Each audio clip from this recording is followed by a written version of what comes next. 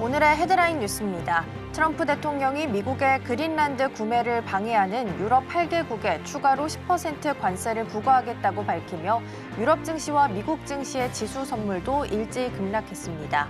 관세는 2월 1일부터 시작되며 그린란드 병합에 진척이 없을 경우 6월 1일부터 25%로 인상될 예정입니다.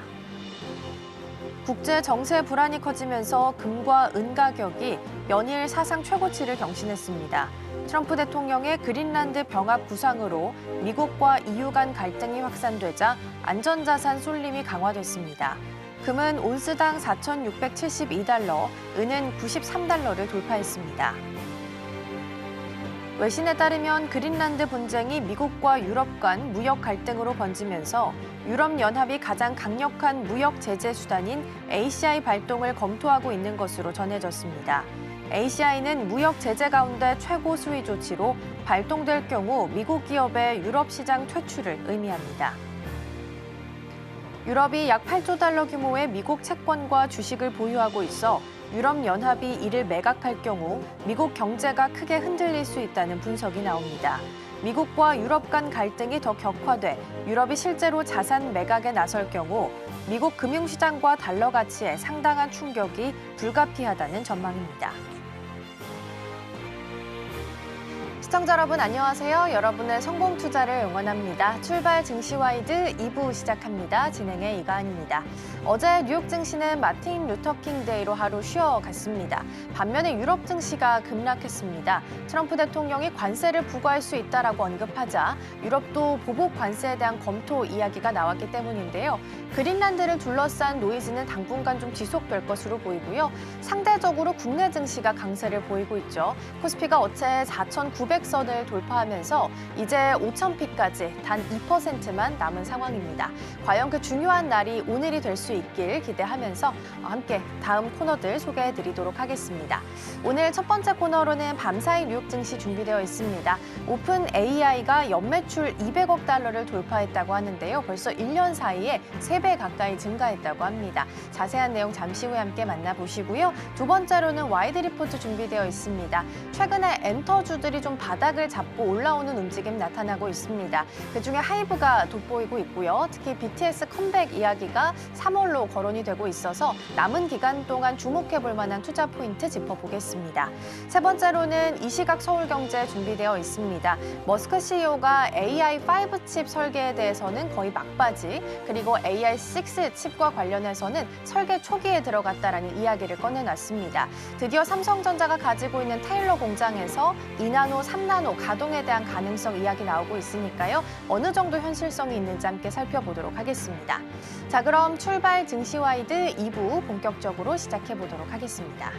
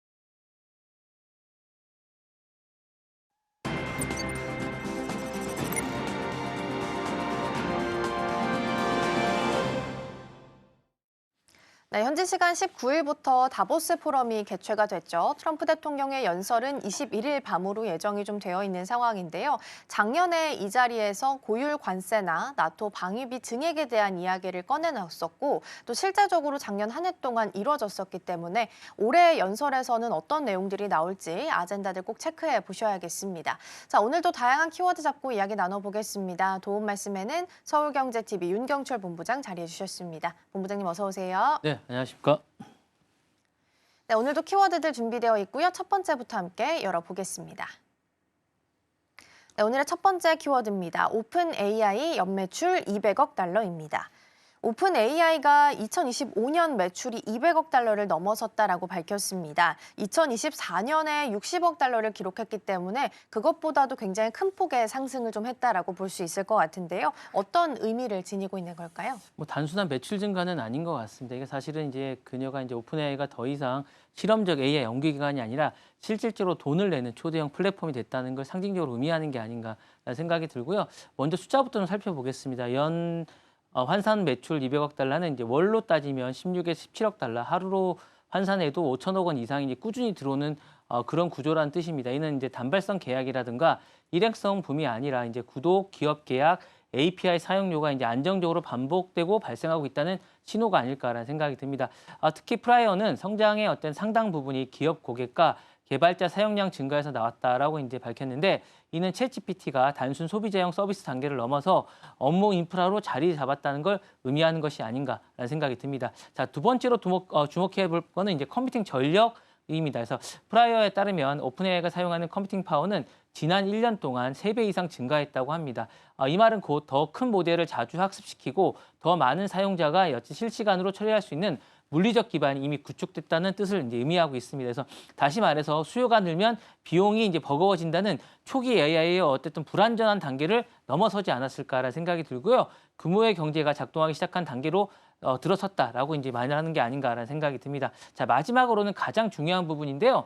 2026년 올해 이제 전망입니다. 프라이어는 앞으로 오픈 AI가 에이전트와 업무 자동화에 이동할 것이라고 이제 밝혔습니다. 여기에서 말하는 단순한 질문이 이제 AI가 아니라 목표를 주면 스스로 이제 계획을 세우고 여러 도구를 사용해서 일을 끝내는 AI입니다. 예를 들어서 이제 보고서를 작성하고 이메일을 보내고 그다음에 데이터를 정리하고 다음 행동을 제안한다는 이제 존재라고 말씀드릴 수 있을 것 같은데요. 자, 이 대목 의미가 좀 큽니다. 오픈AI가 검색 대화 도구를 넘어서 디지털 직원으로 이제 시장에 진입하는 것과 같은 의미이기 때문인데요. 만약 이 흐름이 이제 계속된다면 도와주는 도구가 아니라 업무 자체를 아예 대행하거나 위임받는 주체로 이동하게 됩니다. 그리고 그 순간부터 오픈AI의 경쟁 상대는 더 이상 AI 스타트업이 아니라 기업용 소프트웨어 전체가 되지 않을까라는 생각이 듭니다. 그래서 상당한 의미가 있을 것 같고 이런 부분 때문에 상당히 이 발언이 의미가 있지 않을까라는 생각이 듭니다. 네, 매출 규모가 1년 사이에 3배 가까이 좀 늘어난 것으로 확인이 좀 되고 있죠. 그래서 2026년에 대한 목표 또한 헬스케어나 기업 활용의 확대에 대한 부분들 이야기가 나오고 있으니까 같이 챙겨보시면 좋겠습니다. 자, 그럼 이어서 두 번째 키워드로 넘어가 보겠습니다. 네, 오늘의 두 번째 키워드입니다. 유럽 140조 원 반격이고요. 미국과 EU 사이의 갈등이 계속 격화가 되고 있습니다. 트럼프 대통령이 그린란드 관련해서 관세를 좀 매길 수 있다라고 이야기를 하자 유럽 쪽에서도 보복 관세에 대한 검토 소식이 전달이 됐고 어제 유럽 증시가 이 때문에 급락하기도 했습니다. 자세한 내용들 먼저 좀 짚어볼까요? 유럽에 이제 930억 유로의 관세를 이제 매길 수 있다라고 이야기를 했습니다. 그래서 미국 기업이 EU의 시장 접근 제한 같은 강한 카드를 꺼낸 이유는 한 가지입니다. 이게 좀 정도가 심하다. 그러니까 안보 주권 이슈를 결합한 강압의 국면에 들어선 게 아닌가라는 생각이 있고 가만히 있으면 당할 수밖에 없다라는 생각을 좀 한 것 같습니다. 그래서 보도에 따르면 이번 패키지는 트럼프 대통령이 그린란드 문제를 둘러싼 나토 동맹국을 압박한 흐름에 대한 대응이자 다보스 회동이 있지 않습니까? 거기에 대한 협상력을 확보하기 위한 지렛대라고 할 수 있을 것 같습니다. 자, EU 입장에서도 좀 중요한 건 말로 하는 게 하는 수준을 넘어서 실제 비용을 부과할 수 있다는 신호를 보내는 게 좋을 것 같다고 생각한 겁니다. 특히 관세는 대중에게 이해하기 쉬운 어떤 압박 수단이고 동시에 EU가 검토할 수 있는 방강압 수단의 같은 도구로서 관세보다 더 넓게 공공 조달 투자 서비스까지 압박할 수 있는 협상 카드로 이제 위력이 크다고 합니다. 이제 향후 이렇게 될 경우 이제 전개되는 과정은 크게 세 가지로 할 수 있을 것 같은데 첫 번째는 다보스 회동에서 정치적 봉합이 이루어질 가능성입니다. 그러면 이게 경고성으로 끝날 가능성이 있고요. 두 번째로는 트럼프 행정부가 실제로 관세를 어쨌든 강행하거나 압박 수위를 높이면 EU도 단계적으로 보복 관세를 실행한다는 겁니다. 그래서 서비스 디지털 등 미국이 흑자를 내고 있는 영역을 겨냥해서 확전할 수 있다는 것이죠. 이제 마지막으로는 유럽의 내부 결속이 변수입니다. 그래서 프랑스나 독일이 앞장서서 강경 공조를 어떻게 만들게 되면 속도가 붙지만 일부 국가의 대미 교역 의존도라든가 국내 시장 사정 때문에 완충을 요구할 수 있어서 절충안이 어쨌든 나올 수도 있고 이 부분이 무산될 수도 있습니다. 그러니까 이게 약간 변수긴 한데 지금 어쨌든 분위기는 왜냐하면 그 안에 뭐 프랑스라든가 영국이 들어가 있기 때문에 8개 구간에 어쨌든 이런 부분들이 어쨌든 좀 강한 힘을 발휘하지 않을까라는 생각이 듭니다. 그래서 전망은 사안별로는 여러 가지가 있겠지만 단발성 공세가 아니라 안보 이슈가 무역 산업에 전체적으로 번지고 있는 그런 신호탄이 아닐까라는 생각이 듭니다. 네, 언급 주신 것처럼 현지 시간 19일부터는 다보스 포럼이 개최가 되면서 진행이 되고 있습니다. 작년에도 트럼프 대통령이 연설을 통해서 다양한 내용들을 언급을 했고 그 아젠다들이 작년에 모두 실행이 된 상태이기 때문에 올해의 연설에서는 어떤 이야기가 나오게 될지 꼭 주목을 해보셔야 될 것 같고요. 한국 시간으로 21일 밤 10시 30분으로 예정이 되어 있으니까 같이 챙겨보시면 좋겠습니다. 넘어가서 다음 키워드 만나보겠습니다. 네, 다음 키워드는 EU 화웨이 ZTE 퇴출 강행이고요. 유럽연합이 차이나 리스크를 원천 봉쇄할 것으로 보입니다. 그러니까 통신망이나 태양광의 핵심 인프라에서 중국산 장비를 단계적으로 좀 빼려고 하는 움직임이 좀 나타나고 있는 건데요. 유럽연합의 이러한 태세 전환은 어떻게 파악을 해봐야 될까요? 그러니까 이제 중국 정부에게 보내는 메시지는 분명한 것 같습니다. 그러니까 너희들과 안보나 보안 같은 문제에 대해서 할 수 있는데 왜 안 하냐? 안 하면 빼겠다. 해라. 이렇게 얘기하는 거고 어제 이제 틱톡 사례에서 보시듯이 기본적으로 할 수 있습니다. 다만 비용이 많이 발생하고 자신들의 이익이 아니기 때문에 안 하는 것인데 이런 부분에 대해서 규제 의무로 고정하려는 방향 전환으로 볼 수 있을 것 같은 생각이 좀 듭니다. 만약에 하지 않겠다면 빼겠다. 우리는 다른 대체제를 마련하겠다는 의지를 강력하게 보여주면서 어쨌든 이런 의무를 부과하겠다는 생각인 것 같고요. 보도에 따르면 지금까지 이제 고위험 밴더 제한은 회원국이 선택적으로 적용해서 실효성이 들쭉날쭉했는데 이번 사이버 보안 관련 제한이 도입되면 이를 사실상 의무화하는 쪽으로 갈 가능성이 있습니다. 자, 그러면 왜 지금 이 세 가지 요인이 겹치는데 첫 번째로는 국가안보 프레임의 강화입니다. 5G라든가 클라우드라든가 에너지 인프라는 단절되면 즉시적인 사회가 흔들리기 때문에 장비 공급자에게 대한 신뢰 문제가 곧 이제 안보 문제로 이제 전환되는데 이 부분을 좀 더 확보하려는 게 아닌가라는 생각이 들고요. 두 번째로는 정책 일관성입니다. 어떤 국가는 이미 하웨이에 대해서 비중을 줄였지만 어떤 국가는 비용이나 속도 문제를 미뤄왔습니다. 그래서 EU가 의무 규정을 통일하는 건 내부 단일 사정이 아니라 보안 기준까지 한꺼번에 맞춰서 이 부분을 보완하려는 것이 아닌가라는 생각이 들고요. 마지막으로는 이제 대외 환경의 변화입니다. 그래서 미국이 하웨이나 ZTE나 신규 장비에 대해서 승인 제한을 강하게 추진한 만큼 유럽도 여기도 발을 맞춰줄까 하려고 하는 것이 아닌가라는 생각이 듭니다. 자, 그러면 앞으로 어떻게 될 것인가가 이제 관건일 것 같은데 현실적인 전망은 일괄 퇴출보다는 리스크 기반의 단계적 퇴출이 좀 있지 않을까라는 생각이 듭니다. 다만 이 부분을 준수한다면 그게 퇴출이 안 이룰 수 있겠죠. 그래서 분야별로 대체 공급 유무가 다르고 교체 비용도 천차만별이기 때문에 여러 부분을 조율을 하지 않을까라는 생각이 듭니다. 더불어서 통신망은 일부 국가가 교체 로드맵을 갖고 있어서 속도가 비교적 빠르게 이제 될 수 있을 것 같은 생각이 드는데 이런 부분들도 좀 지켜봐야 되지 않을까라는 생각이 듭니다. 다만 이제 회원국의 저항이 좀 있습니다. 그래서 큰 시장의 사업자들이 비용을 이유로 반대하면 이유는 유예 기간이라든가 보조금이라든가 여러 가지 당근책을 내놓을 수 있고 중국도 맞대응을 할 수 있기 때문에 EU가 어쨌든 이 부분에 대해서 이제 속도 조절을 할 가능성이 있다고 보시면 될 것 같습니다. 네. 네, EU 쪽에서 차이나 리스크를 좀 막기 위해서 핵심 인프라에서 중국 장비 기업들을 제외할 수 있다라는 이야기들 나눠봤습니다. 자, 넘어가서 네 번째 키워드 만나보겠습니다. 네, 오늘의 네 번째 키워드입니다. 노벨 평화상 양도 가능이고요. 트럼프 대통령이 워낙 노벨 평화상에 대한 야욕을 드러낸 바가 있었죠. 그리고 최근에 베네수엘라의 야권 지도자인 마차도가 자신이 받았던 노벨 평화상 메달을 트럼프 대통령에게 직접 전달을 하면서 논란이 됐습니다. 노르웨이 쪽에서도 즉각 반발하는 목소리가 나오기도 했었는데요. 이 행동이 가지고 올 파장은 어떤 부분들이 있을까요? 이게 좀 웃긴 것 같아요. 왜냐하면 저는 마차도도 좀 웃긴 것 같고 트럼프 대통령도 웃기지만 이게 노벨 평화상을 본인이 수여할 수 있는 게 아니잖아요. 본인이 받았다고 해서 본인이 줄 수 있는 게 아니니까. 만약에 그렇게 따지면 올림픽 금메달을 누가 받았는데 그걸 누구한테 주는 거와 똑같은 거라고 볼 수 있을 것 같은데 이게 겉으로 보기에는 상징적 이벤트 같지만 사실 그렇지는 않습니다. 속을 들여다보면 서로의 이해관계가 맞물린 거래적 제스처에 가깝다고 할 수 있을 것 같고 로이터 보도에 따른 메달은 물리적으로 건넬 수 있어도 수상자 지위는 이전되지 않는다고 노벨 측이 이제 분명하게 밝혔다고 합니다. 그런데도 불구하고 이렇게 하는 이유는 트럼프 대통령의 동기는 비교적 단순합니다. 그래서 평화 중재자의 이미지를 선호하고 상징물의 소유 자체를 정치적 자산으로 활용하겠다는 생각이 좀 있는 것 같습니다. 메달 받는 것 자체가 지지층에게 인정받았다는 서사를 만들 수 있고요. 반대층에는 조롱조차 이제 이 조롱을 하고 있습니다. 반대편에서 이거 그렇게까지 받고 싶으냐라고 얘기를 하고 있지만 그 자체도 관심을 증폭시키는 연료가 된다는 거죠. 그래서 노벨이 양도 불가한 사실과 별개로 트럼프 대통령에게는 사진 한 장과 프레임 한 개가 실익이 되고 있다라고 생각하고 있는 것입니다. 그래서 마차도 동기는 더 절박합니다. 왜냐하면 베네수엘라 이제 권력 구도가 이제 미국의 태도에 따라서 미세하게 바뀌고 있기 때문에 야권의 생존과 향방이 달라집니다. 그런 만큼 자신이 트럼프에게 힘을 좀 얻고 뭔가 향후에 이제 어쨌든 베네수엘라에 들어갈 때 좀 더 힘을 얻고자 하는 게 아닌가라는 생각이 들고요. 마차도는 미국의 정치 정권, 특히 이제 트럼프 대통령이 중시하는 개인적 신호에 맞춰서 자신이 가진 가장 상징적인 자산을 바친 거죠. 갖다 바친 거라고 할 수 있을 것 같고 트럼프의 관심을 붙잡고 향후 의사결정에 대해서 배제되지 않으려는 계산이 있을 가능성이 큽니다. 다시 말해서 당신이 원하는 것을 주겠다. 대신에 내가 원하는 것을 달라라고 이제 이야기하는 것이 아닌가라고 생각하고 있습니다. 이러자 이제 파장이 계속 커지고 있는데요. 첫 번째로는 제도와 상징의 충돌입니다. 노벨은 사실 양도할 수 없다는 공식 입장을 반복하고 있지만 트럼프 대통령은 메달을 들고도 진짜 수상자가 될 수 없다는 점을 더욱 널리 각인시키고 있습니다. 자, 두 번째로는 외교의 사유화의 논란입니다. 그래서 외교 안보처럼 중대한 결정을 개인적인 칭찬이라든가 선물로 흔들 수 있다는 인식이 커지면 미국 내에서도 정책의 정당성이나 논쟁이 증폭될 수 있고 그 다음 사람도 뭔가를 좀 이렇게 뇌물이나 이런 것에 갖다 바치면서 뭔가 이익을 얻으려고 하지 않을까라는 생각이 들고요. 마지막으로는 베네수엘라 내부의 분열입니다. 마차도 지지층 일부는 현실적 선택으로 볼 수 있겠지만 다른 일부는 상징을 헌납했다라면서 실망감으로 갈라질 수 있지 않을까라는 생각이 듭니다. 자, 결론적으로 말씀드리면 이 행동은 당장 정책을 바꾸기보다는 대화의 문과 거래 언어로 여는 효과가 큽니다. 그래서 그 언어가 상징 경쟁으로 굳어질 경우 이제 앞으로 베네수엘라 관련 미국의 선택이 더 거래적으로 보이지 않을까라는 우려가 좀 있습니다.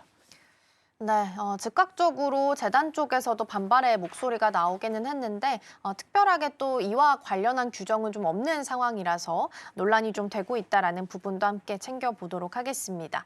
자, 넘어가서 마지막 키워드 만나보겠습니다. 네, 오늘의 마지막 키워드입니다. 비만약 전쟁, 결국 소송전이고요. 일라이릴리랑 노보노디스크가 텍사스에서 소송을 당했다고 합니다. 두 회사가 GLP-1 시장의 지배력을 이용을 해서 환자들이 더 저렴한 약을 접근할 수 있는 방법을 막고 있다라는 게 가장 큰 골자가 될 텐데요. 이 소송이 시사하는 바는 어떤 부분들이 있을까요? 크게 세 가지인 것 같아요. 이제 처방 채널이 곧 경쟁력이라고 이제 생각하는 것 같고 약 자체의 효능 경쟁이 이제 치열해질수록 실제 매출을 좌우하는 건 의사가 어느 플랫폼에서 어떤 옵션으로 이제 처방할 수 있느냐인데 어쨌든 이번에 이제 소송을 제기한 측은 플랫폼에서 조세 GLP-1 처방이 이제 막혔다는 주장으로 함으로써 앞으로 제약사가 원격 의료 결제 기술 플랫폼을 한꺼번에 묶으려고 하고 있습니다. 이 부분에 대해서 미리 선제적으로 이제 제어하는 게 아닌가라는 생각이 들고요.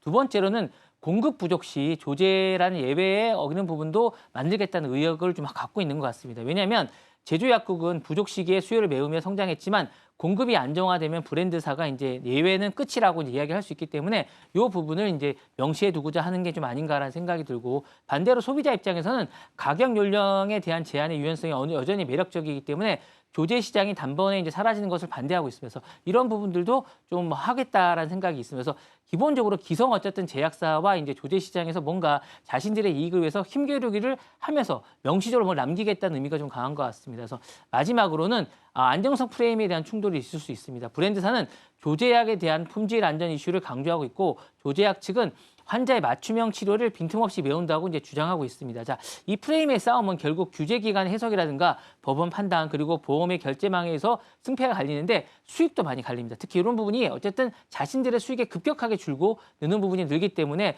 서로의 어떤 직업이라든가 뭐 사활을 걸 수밖에 없는 이런 입장이기 때문에 상당히 이제 예민한 부분이 아닐까라는 생각이 듭니다. 그래서 향후에 시장 전망은 가격 압박과 이제 세분화로 요약될 수 있을 것 같은데 소송이 어떤 결론으로 나든 브랜드 약가에 대해서는 사회적 압박은 더 커질 가능성이 높고요. 제약사라는 가격과 환급 공급 정책을 더 촘촘히 설계할 가능성이 높습니다. 동시에 환자군이 어쨌든 확대되면 고도 비만이라든가 당뇨라 동반했다라든가 유지요법이라든가 이런 것들은 세부 수요가 이제 갈릴 가능성이 있는데 이 부분에 관해서 어쨌든 용량, 투약, 간격이라든가 복합요법 같은 이런 부분들이 전쟁도 더 심화되지 않을까라는 생각이 듭니다. 그래서 이번에 어쨌든 이 부분을 정리를 좀 해드리자면 이번 소송은 단순한 이 뭐 비만약에 대한 이런 싸움이 아니라 승부는 효용을 경쟁을 넘어서 향후에 넘어서 더 많이 있는 그 시장을 누가 지배하느냐에 대한 싸움의 첫 시작이라고 보시면 되지 않을까라는 생각이 듭니다.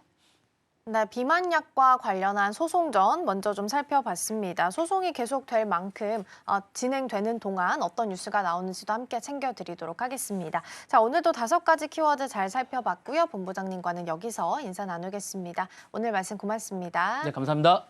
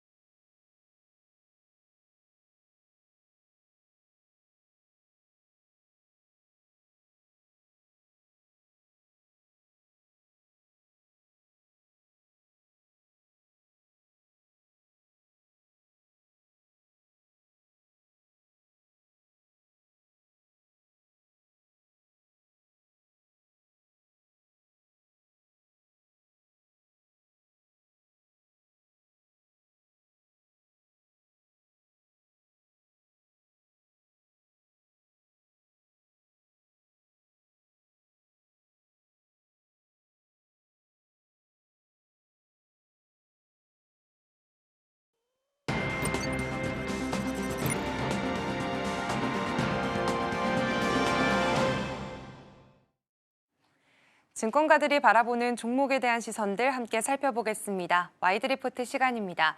오늘 제가 가지고 온 리포트는요. 하이브에 대한 IM증권의 리포트를 가지고 왔습니다.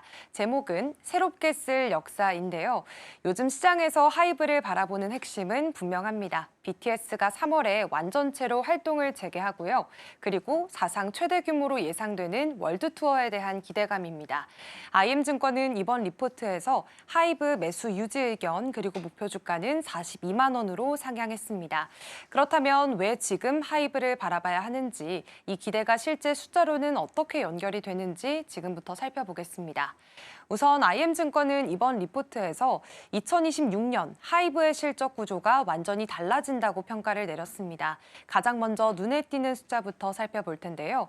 우선 하이브의 2026년 예상 영업이익은 5,291억 원으로 예상을 하고 있습니다. 전년 대비로 본다면 무려 950% 이상이나 증가하는 수치인데요. 이건 단순히 실적을 회복했다라는 수준이 아니라 이익이 만들어지는 구조 자체가 다시 짜이고 있다는 의미에 가깝습니다. 그리고 그 변화의 중심에 있는 건 바로 BTS 활동 타임라인이 구체화됐기 때문인데요. IM증권에 따르면 BTS는 오는 3월 20일에 새로운 앨범을 발매하게 됩니다. 그리고 그 이후에는요, 4월 9일에 한국 공연을 시작으로 해서 월드 투어에 나서게 될 전망인데요. 지금 현재 공개된 일정만 보더라도 투어 기간은 2027년 내년 3월까지로 예정이 되어 있고요. 한 11개월 정도에 달합니다. 그리고 그 안에서 공연 횟수가 79회입니다. 여기에다가 만약 일본이나 혹은 중동에 대한 공연 일정이 추가가 됐을 경우에는 IM증권은 90회에서 많게는 100회까지도 공연이 가능하다고 보고 있습니다. 이게 중요한 이유는 지금 K-팝 역사 안에서도 이 정도 규모의 투어는 손에 꼽힐 만큼 드물기 때문에 시장의 시선이 좀 쏠리고 있고요. IM증권은 공연 한 번에 관객을 5만 명 정도로 가정을 했습니다. 이 기준으로만 계산을 하더라도 누적 관객 수가 450만 명을 넘어서고요. 여기에다가 만약 360도 무대가 적용될 가능성까지 감안을 한다면 실제 관객 수는 이보다 더 늘어날 수 있다는 분석입니다. 그렇다면 이 숫자가 매출로는 얼마나 이어지게 되는지도 살펴보겠습니다. 북미와 유럽 비중이 공연 비중이 좀 높다는 점을 고려를 해서 IM증권이 평균 티켓 가격을 28만 원으로 계산을 했습니다. 이 기준으로 봤을 때는 지금 티켓 매출만 1조 3천억 원에 달할 것으로 보여지고 있고요. 여기에다가 지금 공연 현장에서 판매되는 MD, 그러니까 공식 굿즈 매출을 더한다면 그 규모는 더욱더 커지게 됩니다. 1인당 MD 소비액을 보수적으로 한 10만 원만 잡더라도 MD 매출이 4,500억 원으로 추정이 되고 있는 상황입니다. 참고로 2019년 BTS 투어 당시에 1인당 MD 소비액은 12만 원 수준이었다는 점은 참고해 보시면 좋겠습니다. 여기서 지금 증권사들이 반복해서 쓰고 있는 표현이 있는데요. 바로 레버리지 효과입니다. 쉽게 말해서 공연 하나가 티켓 매출로만 끝나지 않는다는 뜻이고요. IM증권은 MD를 비롯해서 라이선싱과 콘텐츠 그리고 위버스를 통한 온라인 매출까지 이제는 부가 수익이 연쇄적으로 발생하는 구조다라고 설명을 하고 있습니다. 이런 구조를 이해하는 데 자주 함께 언급되는 사례가 하나 있습니다. 참고 사례로 지금 테일러 스위프트의 에라스 투어가 언급이 되고 있는 상황인데요. 테일러 스위프트는 1년 9개월 동안 총 149회 공연을 진행했고요. 관객 수가 1,000만 명 이상이었습니다. 티켓 매출만 보더라도 21억 달러였고 우리 돈으로 환산하면 3조 원 수준이었습니다. 그런데 여기서 더 중요한 건 티켓에서만 그치는 게 아니라 매출이 티켓 외에서도 발생을 했습니다. MD나 실황 영화 같은 부가 매출이 7.5억 달러가 발생을 했고요. 티켓 매출의 36%에 달합니다. 지금 K-팝 산업 역시나 이미 IP 기반 수익화에 익숙하기 때문에 하이브도 이런 테일러 스위프트의 에라스 투어와 마찬가지로 지금 비슷한 구조를 만들어낼 수 있다고 IM증권은 평가를 했습니다. 다만 모든 구간에 있어서 지금 장밋빛이냐 그것은 아닙니다. 지금 IM증권이 2025년 작년 4분기 실적에 대해서는 비교적으로 보수적인 전망을 좀 내놓은 상태고요. 예상 영업이익을 살펴보니까 한 51억 원 정도로 측정이 되고 있습니다. 전년 대비로 보면 무려 92%나 감소한 수준인데요. 시장 컨센서스도 크게 하회할 가능성이 있다고 봤습니다. 그 이유는 분명했습니다. 먼저 첫 번째 이유로는요. 라틴 보이그룹인 산토스 브라보스 관련된 비용이 좀 책정이 됐기 때문입니다. 리얼리티 프로그램이 제작이 됐고 또 데뷔 콘서트 여기에다가 뮤직비디오 제작 같은 초기 투자 비용이 상당히 많이 반영이 됐습니다. 회사가 예상을 했던 것보다 더 많이 잡혔기 때문에 이 부분이 약간은 손실로 잡히게 됐고요. 그리고 두 번째를 살펴보시면 게임 관련해서도 대규모 프로모션 비용이 집행이 컸다는 평가입니다. 성과에 비해서 이 비용이 좀 더 많이 들어가다 보니까 이 부분에 대한 부담도 확실해 보입니다. 그리고 세 번째로는 여기에다가 지금 북미 법인이 구조조정 비용을 일부 자녀분이 반영이 됐습니다. 그런데 여기서 중요한 건 이 비용들 세 가지 모두 다 좀 더 일회성 비용이라는 겁니다. 결국에는 앞으로 계속해서 반복되는 비용이 아니라 이번 4분기에만 그치고 많은 비용으로 바라보면서 IM증권은 이런 부분들이 4분기를 기점으로 해서 정리가 될 것으로 보고 있습니다. 그렇기 때문에 2026년에는 더욱더 실적에 대한 기대감이 더 커지고 있는 상황이고요. 이익은 줄긴 했지만 매출 흐름 자체까지는 완전히 꺾이진 않았습니다. 엔팀이나 보이넥스트 도어, 투어스처럼 저연차 그룹들을 중심으로 해서 새로운 앨범이 나왔습니다. 음반과 음원 매출은 전년 대비해서 다소 줄긴 했지만 개별적인 성과만 본다면 완전히 부진했다고 보긴 어렵습니다. 우선 엔팀 같은 경우에는 첫 번째 한국 앨범을 발매했는데요. 이때 135만 장을 기록했습니다. 그리고 작년에 데뷔를 했던 코르티스 역시도 데뷔 앨범이 누적 140만 장이 팔리는 그런 성과를 기록하기도 했습니다. 그리고 공연 부문을 살펴보니까요. 지금 세븐틴이나 혹은 투모로우바이투게더 그리고 엔하이픈도 투어를 통해서 지금 120만 명의 관객들을 모객을 한 것으로 추정이 되고 있습니다. 그리고 여기에서 지금 IM증권이 또 하나 주목한 부분은 바로 미국 현지화 그룹인 캐츠아이인데요. 이 캐츠아이 같은 경우에는 데뷔 2년 차에 지금 스포티파이 월간 청취자 수가 3,500만 명을 넘어섰습니다. 그리고 빌보드 차트에서도 핫백 21위, 그리고 빌보드 200 4위를 기록했습니다. 이미 지난해에는 북미 투어를 진행하기도 했고요. 올해는 아레나급, 빠르면 돔 공연까지도 가능하다는 평가들이 좀 잇따르고 있습니다.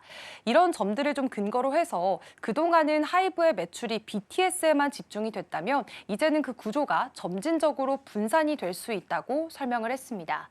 그리고 여기에다가 팬 플랫폼으로 불리는 위버스도 하이브의 실적을 떠받치는 중요한 축이 됩니다. 유료 멤버십과 자동 자막 같은 기능들을 강화하면서요. 수익성이 꾸준히 높이고 있습니다.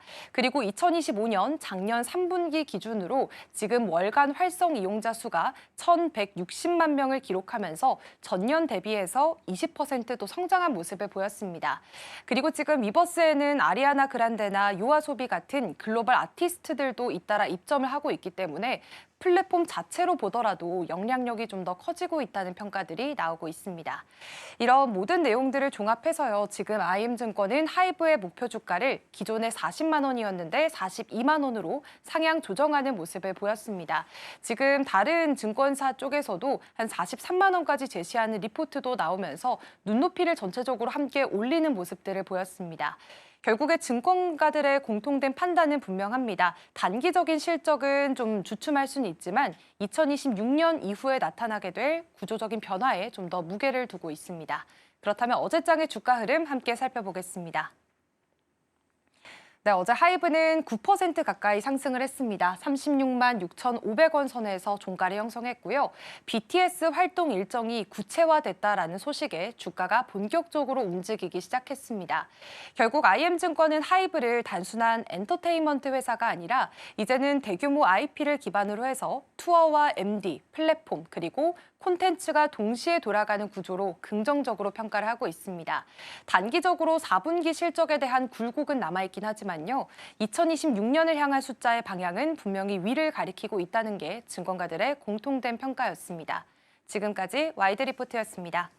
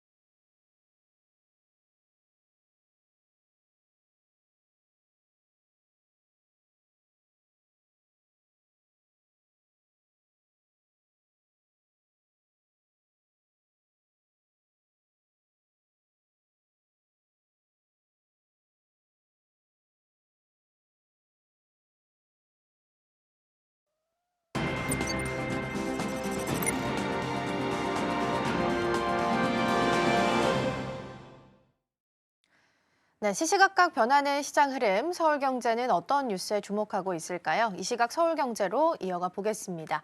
이정호 앵커 나와 계십니다. 어서 오세요. 안녕하세요. 네, 오늘 준비된 키워드 먼저 열어보겠습니다. 일단 삼성전자 이야기부터 해볼 텐데요. 머스크 CEO가 AI5 칩은 설계가 거의 마무리됐고 AI6 칩은 설계 초기에 들어갔다라고 직접 이야기를 했습니다. 삼성 파운드리와의 협력에 대한 가능성 더 끈끈해지고 있는지 함께 확인해 보겠고요.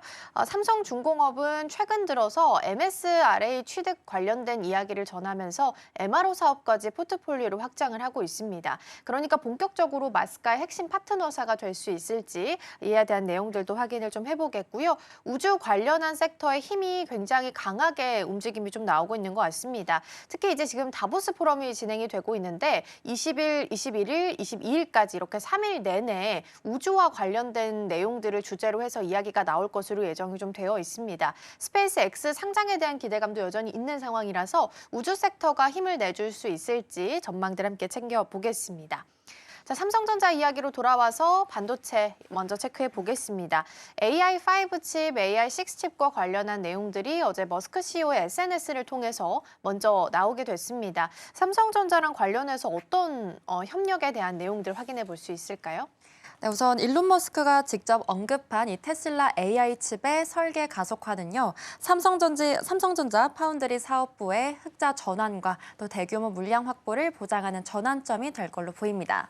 우선 말씀해 주신 대로 최근 일론 머스크가 자신의 X를 통해 AI5 칩 설계가 거의 완료된 상황이고 또 차세대인 AI6 착수와 함께 9개월 단위의 초고속 개발 주기를 목표로 하고 있다라고 밝혔는데요.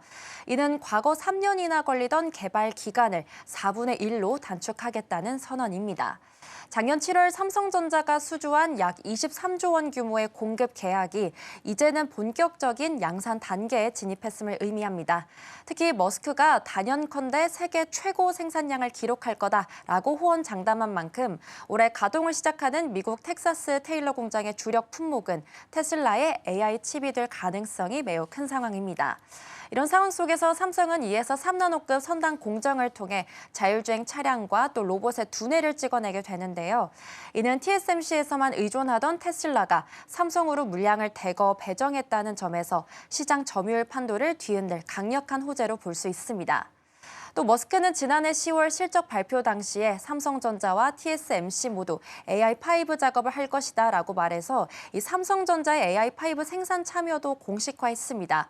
당초 업계에서는 AI5 물량이 TSMC에만 할당된 것으로 예상됐으나 이 머스크가 세계 최대 물량과 또 9개월 단위 설계 주기를 공언하면서 삼성전자가 소화해야 될 물량까지도 늘어난 것으로 확인이 됩니다. 이재용 회장이 머스크와 직접 만나서 논의했던 포괄적 기술 협력이 이제는 실질적인 매출 숫자로 증명되기 시작한 셈입니다. 네, 머스크의 한마디가 삼성의 파운드리가 가지고 있을 신뢰도를 훨씬 더 끌어올려준 상황입니다. 그래서 실제 공장에 대한 가동률도 요즘 좀 눈에 띄게 좋아지고 있다라고 하는데 그러면 비메모리 사업부 부분에서도 올해는 좀 웃음을 지을 수 있을지도 궁금합니다. 네, 우선 삼성전자 파운드리 팹 가동률이 올 상반기에 60%대 진입했습니다. 그러면서 지난해 하반기 50% 수준에서 이제는 완연한 회복세에 접어든 건데요. 그동안 3나노 등 이 최첨단 공장에서 이 대형 고객사 확보에 난항을 겪으며 분기당 2조 원대 적자를 보기도 했지만요. 작년 3분기부터는 적자 폭을 1조 원대 내외로 좁히면서 턴어라운드의 기틀을 다졌습니다. 특히 4나노와 8나노 등 이 주력 공장에서 웨이퍼 투입량이 크게 늘었고요. 수익성이 낮았던 구형 공정을 효율화한 것이 주요했습니다. 무엇보다 고무적인 것은 2나노 공정 기반의 모바일 AP, 엑시노스 2600 양산이 시작되면서 수율이 안정권인 50%대에 도달했다는 점입니다. 업계 관계자들은 경쟁사인 TSMC가 최첨단 공정에서 공급 병목 현상을 겪고 있는 지금이 이 삼성이 점유율을 뺏어오기 가장 좋은 골든타임이라고 입을 모으고 있습니다. 삼성은 현재 소재와 부품 발주량도 가동률 상승에 맞춰 확대하고 있기 때문에 이 하반기로 갈수록 실적 개선 속도는 더욱더 가팔라질 전망이고요. 또 이는 삼성전자 전체 영업이익 150조 원 달성의 마지막 퍼즐이 될 것으로도 보입니다. 네, 가동률 60%라는 이 숫자 자체가 신호탄, 회복의 신호탄으로 좀 볼 수 있지 않을까 싶습니다. 최근에는 하이브리드 본딩이라는 기술을 평택에 전격 도입했다라는 소식도 같이 전달이 된 바가 있습니다. 그러면 지금 파운드리로 보면 TSMC랑 지금 경쟁사로서 경쟁을 좀 벌이고 있는 상황인데 이 하이브리드 본딩 기술이 키포인트가 좀 돼줄 수 있을까요? 우선 삼성전자가 이번에 평택 공장에 구축하는 하이브리드 본딩 라인은요. 칩과 칩 사이 간극인 범프를 아예 없애서 이 성능을 200배 이상 끌어올리는 차세대 패키징의 핵심 무기다라고 볼 수 있습니다. 하이브리드 본딩은 서로 다른 소재인 산화막과 구리를 납땜 없이 직접 붙이는 기술인데요. 기존 방식보다 데이터 통로를 15배나 더 많이 만들 수 있고 또 에너지 효율은 무려 3배나 더 좋다고 합니다. 삼성은 이를 연내 양산할 이 10세대 낸드 플래시인 BV 낸드에 먼저 적용한 뒤에 HBM과 파운드리 전 영역으로 확장할 계획을 갖고 있는데요. 그동안 이 기술은 TSMC가 AMD와 손잡고 시장을 주도해 왔지만 삼성이 자회사인 세메스의 장비를 투입해서 하이브리드 본딩 벨트를 구축하면서 판도가 또 뒤바뀌고 있습니다. 특히 7세대 제품인 HBM4E부터 이 기술이 본격 적용되면 칩의 두께는 얇아지면서 정보 교환 속도는 빛의 속도로 더 빨라지게 되는데요. 결국 삼성전자는 단순한 위탁 생산을 넘어서 최첨단 패키징 기술까지 내재화함으로써 TSMC가 더 대등하게 경쟁할 수 있게 됐습니다. 그러면서 유일한 종합 반도체 거인으로서 위상을 다시 한번 확립하고 있습니다.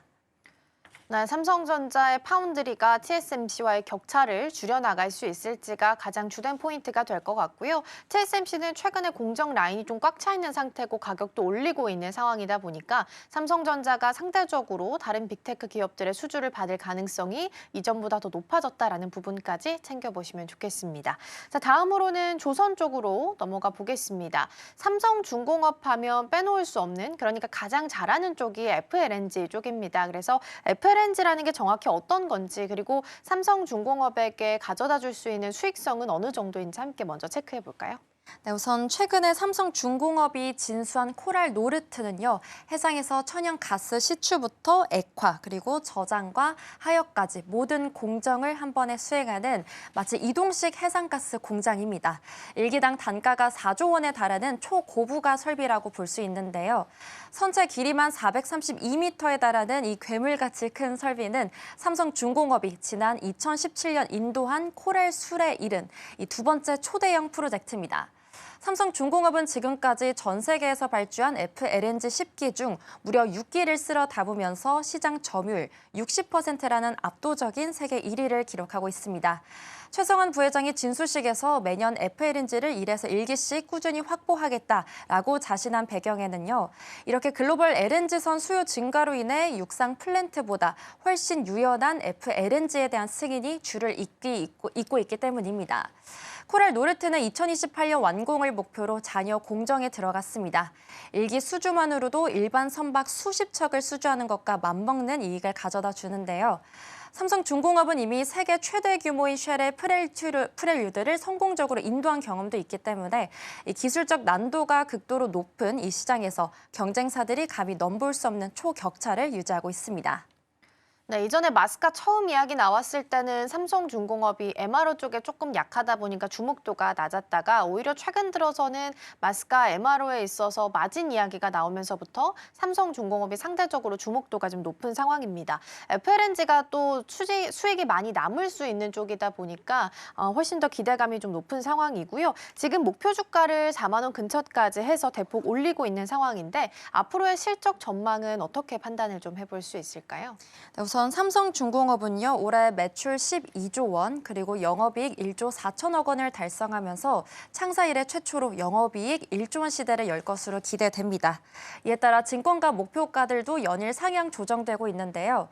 우선 KB증권은 삼성중공업에 대한 투자 의견을 보류해서 매수로 상향하고 목표가를 3만 5천 원으로 올렸고요. 상상인 증권은 3만 9천 원까지도 제시했습니다.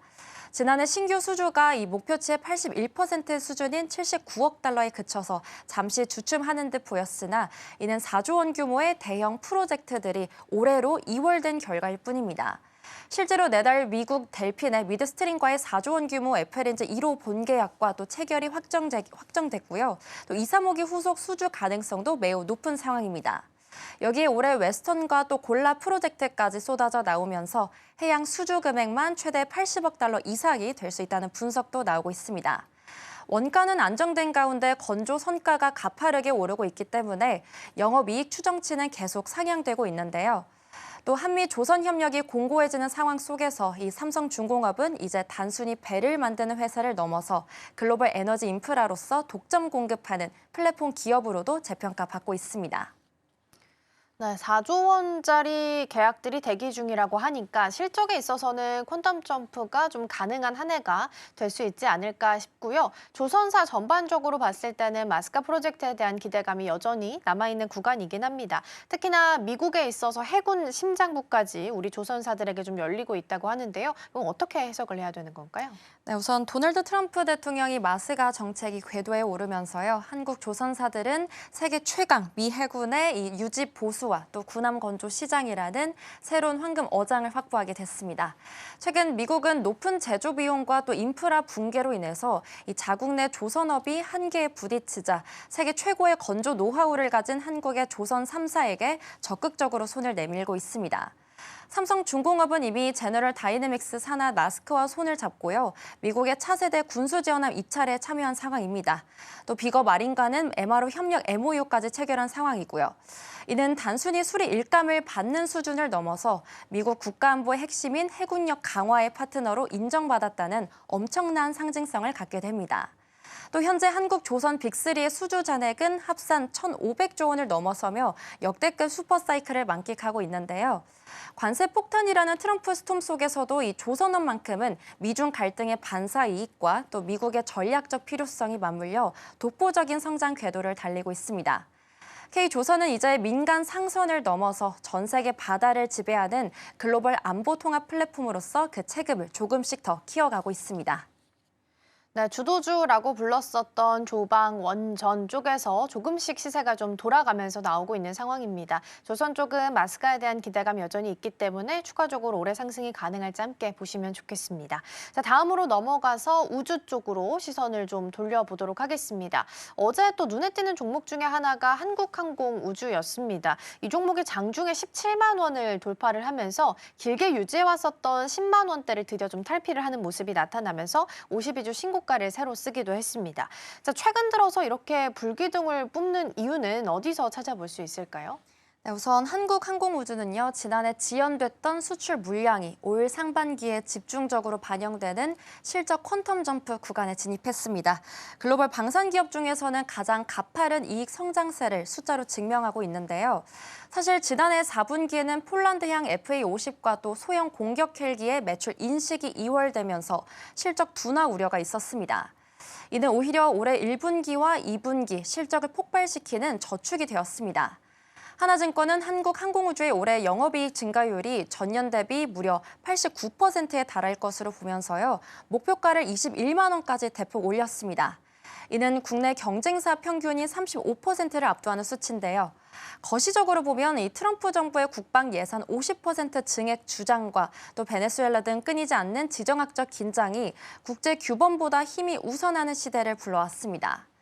완제기 납품 대수가 작년 10대 중반에서 올해 50대 이상으로 3배 넘게 급증하는 이 구조적인 사이클에 진입하면서 한국항공우주는 이제 단순한 방산주를 넘어서 글로벌 안보 공백을 메우는 핵심 공급처로 재평가받고 있습니다.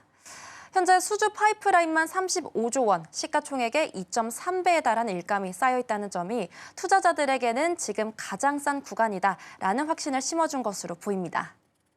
네, 진짜 움직이지 않고 무거웠었던 이 종목이 드디어 올해 들어서 좀 시선을 빼앗고 있는 상황입니다. 그래서 본격적으로 실적의 시간이 온 건지도 같이 좀 기대해 보시면 좋을 것 같고요. 그 방산 쪽과 우주 쪽은 또 연관성이 좀 워낙 많이 깊게 있는 쪽이기도 합니다. K 전투기의 자존심이라고 볼 수 있는 KF-21의 첫 수출이 소식이 좀 들려오게 될지도 관심도가 높은 상황인데요. 우리 기업들이 수주할 가능성은 어느 정도로 좀 볼 수 있을까요?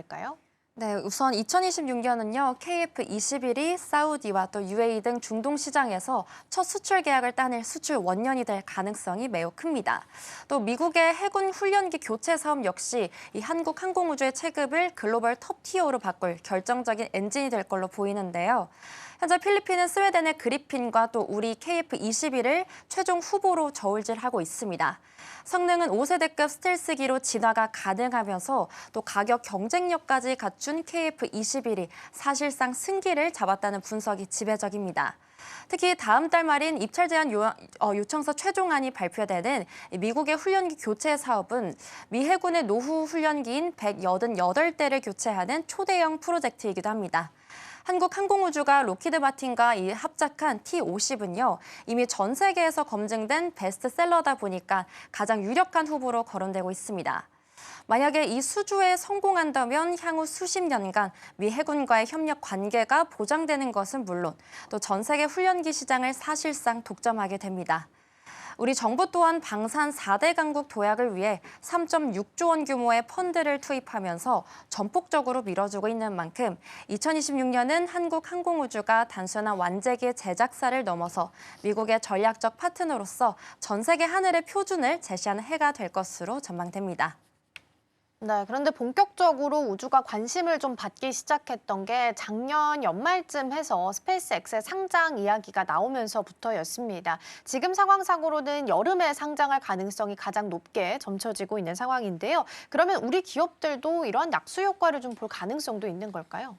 우선 말씀해주신 대로 스페이스 X의 IPO 추진은요, 이 우주 산업을 벤처 단계를 넘어서 국가 핵심 인프라 자산군으로 편입시키는 역사적인 변곡점이 될 걸로 보입니다.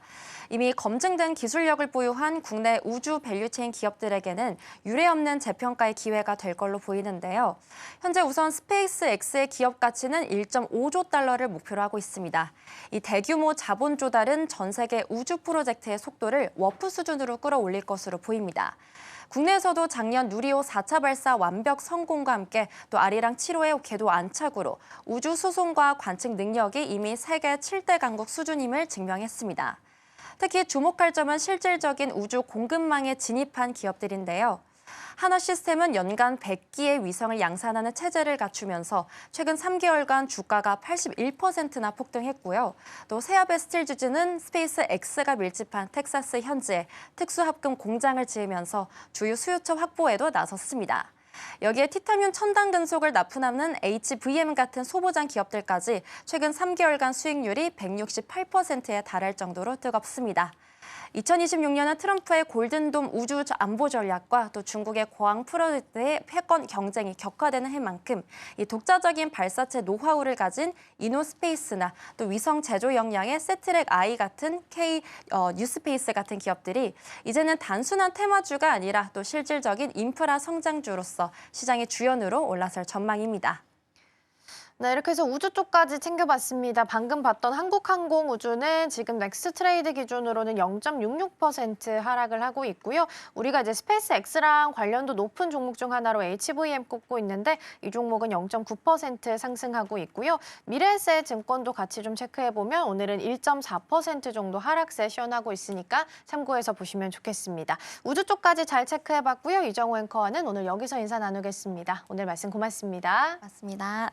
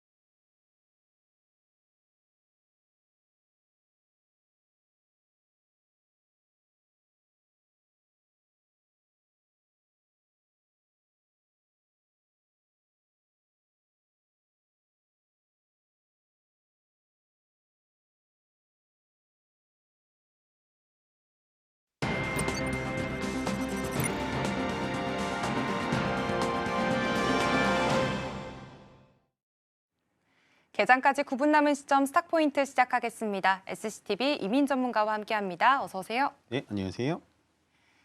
네, 간밤 뉴욕 증시는 마틴 루터 킹 주니어 데이로 휴장이었습니다. 다만 유럽 증시의 움직임을 보면요. 유럽 증시는 좀 급락세를 나타냈는데요. 그 요인으로는 지정학적인 리스크가 발동을 했습니다.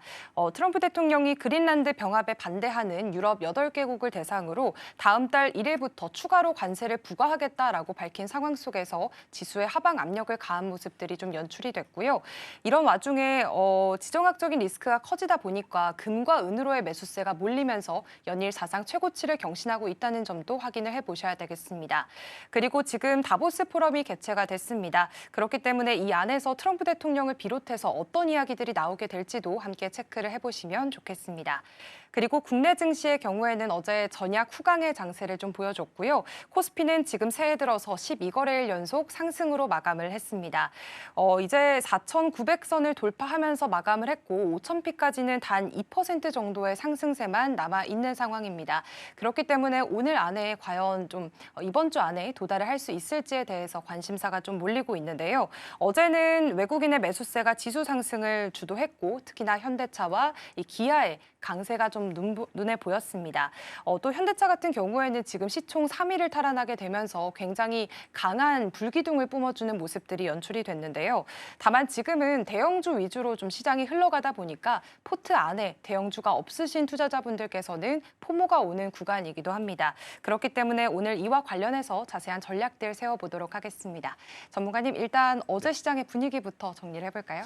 일단은 시장은 12거래일 연속 상승을 해주면서 계속해서 역사를 써 나가고 있고요. 네. 오늘도 좀 중요하죠. 왜냐하면 13거래일 연속이 역대 이제 타이 기록으로 좀 여겨질 것 같고 거기다가 만약에 오늘까지 시장이 올라가 준다면 정말 2026년도 1월 달 내에 5,000포인트를 달성하는 정말 속도감이 있는 시장의 상승 속도로 보여집니다. 다만 시장은 상승하는 데에 비해서 전체적으로 조금은 내 계좌, 내가 가진 계좌가 속도를 좀 따라가지 못한다라고 느끼시는 분들이 많을 텐데요. 그게 이제 ADR 지수라는 게 있어요. 그게 어떤 개념이냐면 상승 종목과 하락 종목을 비교하는 좀 지표인데 지금 보시면 지수는 뭐 매일같이 양봉으로 뛰면서 상승을 해주곤 있지만 계속되는 상승 종목보다는 하락 종목 수가 압도적으로 많은 시장이 나타나고 있다는 건 그만큼 시장은 굉장히 선별적으로 그리고 그 선별적인 게 굉장히 대형주 쪽으로 테마를 몰아가고 있다라고 보시면 됩니다. 그래서 이런 시장에서는 어떻게 대응을 하셔야 되냐면 현대차가 뭐 이제 어저께도 뭐 20% 가까이 급등을 해주면서 이제라도 사야 되냐라는 의견들을 많이 물어보시는데 사실은 단기간에 급등을 많이 한 테마기 때문에 굳이 우리가 따라가면은 분명히 좀 계좌에 좀 피해를 볼 수가 있어서 지금은 예를 들어 반도체라든지 아니면 로봇 그다음에 우주항공, 제약바이오, 제약바이오는 올해 좀 신통치는 않습니다만 어쨌든 지금은 좀 내가 주도주를 갖고 있다면 그 주도주에서 내 차례를 기다리는 게 낫지 추격 매수를 섣불리 했다가 어느 한순간 시장은 갑자기 분위기가 돌변할 수 있기 때문에 굳이 좀 어렵게 따라붙지는 말자라는 생각을 하시면 될 것 같습니다. 지금 시장에선 가장 우리가 피해야 될 부분은 뭐냐면 지수는 5천을 가는데 내 계좌는 5천을 따라가지 못해. 이 생각에 갇혀 있으면 아무것도 못 하거든요. 그렇기 때문에 항상 지수는 지수대로 그냥 보시되 내가 가진 계좌, 내가 가진 종목에 대해서 펀더멘탈이 살아있다라면 지금은 좀 버텨보시는 게 좋다. 너무 지수에 대해서 포무 현상을 겪지 말자라고 정리 드리겠습니다. 네, 아무래도 지수 상승 대비해서 지금 포트의 움직임은 선별적으로 나타나고 있습니다. 그만큼 대형주로의 쏠림 현상이 가속화되고 있는데요. 지금의 포모 현상을 견뎌내고 또 계속해서 투자에 대한 포인트들 세워가 보시면 좋겠습니다. 사실 현대차 이야기를 빼놓을 수가 없을 것 같습니다. 어제 장중에 시총 90조 원을 돌파했고요. 이렇게 무거운 종목이 16%나 날았습니다. 그리고 지금 프리마켓에서도 아까 한 50만 원 돌파한 모습도 제가 보고 들어왔는데 지금은 한 3.96% 상승하면서 49만 9천 원 선에서 가격 형성되고 있습니다. 사실 이번 주 목요일에는 현대차 실적 발표도 예정이 되어 있습니다. 그렇기 때문에 지금 현대차 타이밍 잡고 싶은 분들 많으실 거거든요. 네. 어떻게 전략 세워볼까요? 그러니까 좀 아쉬운 게 현대차를 우리가 사자라고 제가 좀 많이 좀 세게 얘기했던 것 같아요. 네. 뭐 한 2주 전부터 35만 원 넘어갈 때부터 말씀을 드렸는데 그때 이제 많이 얘기하셨던 게 비싸서 어떻게 사냐라는 건데 다시 돌아보면 지금 말씀하셨다시피 50만 원짜리에서 35만 원 보면 되게 싸 보이잖아요. 네. 그만큼 주도주라는 거는 좀 과감하게 따라붙을 때는 좀 따라붙어야 된다. 따라붙을 타이밍이 있고 아닌 타이밍이 있는데요. 지금은 따라붙기는 좀 제가 봤을 땐 좀 부담스럽습니다. 그리고 단기간에 대형주가 이만큼 많이 올라왔다라는 건 좀 부담스럽기 때문에 어느 정도 조정이 좀 나와야 되는 자리까지는 올라왔다라고 보여집니다. 다만 현대차가 그럼 조정이 나오면 다시 30만 원대로 내려갈 것이냐 아니면 애초에 시작했었던 20만 원대로 내려갈 것이냐라는 건 아무도 모르지만 그렇게까지 내려갈 것 같지는 않고요. 왜냐하면 어저께 이제 시가총액 3위까지 탈환을 하면서 결국엔 LG엔솔을 밀어내면서 현대차가 자동차로 시가총액 3위로 올라간 건 아니거든요. 그만큼 로봇 테마에 대해서 섹터가 아직 살아있다는 걸 보여줬고 더군다나 어제 로봇 테마가 정말로 많이 활화산처럼 올라가면서 낙수 효과를 누릴 수 있는 그러니까 그간 로봇주들이 안 간 로봇주들을 말씀드리는 게 아니라 전고체 배터리까지도 로봇 테마를 묻혀가면서 올라간다는 건 결국엔 섹터 자체가 굉장히 세다. 그러면 앞으로 현대차를 어떻게 대응해야 되냐. 제가 봤을 땐 조정 시 매수 관점이 많지 오늘 또 추가적으로 오전에 상승한다고 해서 추격 매수를 하는 것보다는 일단은 밑에 가격 조정이나 기간 조정이 나올 때까지는 조금은 차분한 마음으로 기다려보자라는 의견 전달드리겠습니다. 네, 지금 여전히 따라붙기에는 좀 부담스러운 타이밍이고요. 가격 조정이나 기간 조정 기다려봤다가 매수 타이밍 잡아보시면 좋겠습니다. 그리고 지금 로봇주도 동반 강세 나타납니다. 특히나 대기업이 붙어있는 로봇주들 내에서 두산 로보틱스가 그동안 안 갔다가 이제 좀 잘 가고 있는 모습들 나오고 있는데요. 그렇다면 이제는 덜 오른 로봇주 안에서 기회를 찾아봐도 될까요? 좀 그래도 될 것 같아요. 로봇주에 제가 봤을 땐 낙수 효과들이 좀 있을 것 같습니다. 네. 전체적으로 좀 퍼지는 온기가 뭐 이렇게 차가운 온기는 아니고 되게 따뜻하게 퍼져가는 것 같기 때문에요. 로봇주에 대해서 너무 이제 올라간 종목 말고 로봇주 중에서도 뭐 소프트웨어 쪽이라든지 아니면은 뭐 부품 쪽도 좀 들어간 친구들이 좀 있습니다.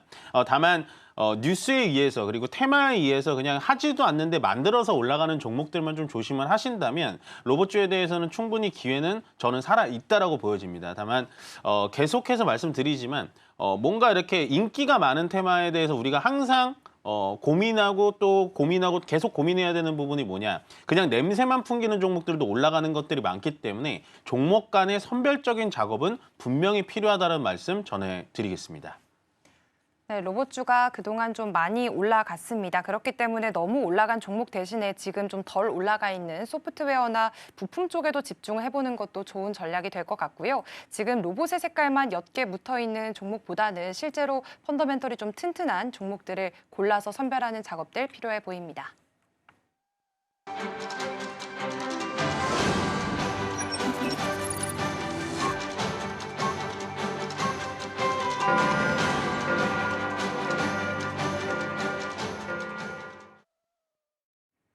(1월 20일) 화요일입니다. 간밤 뉴욕 증시는 마틴 루터킹 주니어 데이로 휴장을 맞았고요. 유럽 증시의 움직임을 살펴보니까 유럽 증시는 좀 급락세를 보였습니다. 지금 트럼프 대통령이 그린란드 병합에 반대하는 국가들에게 관세를 다음 달 1일부터 추가로 부과하겠다라는 이슈가 붙게 되면서 지정학적인 긴장감이 점점 더 커지고 있고요. 그렇다 보니 자연스럽게 금과 은으로도 매수세가 좀 몰리고 있습니다.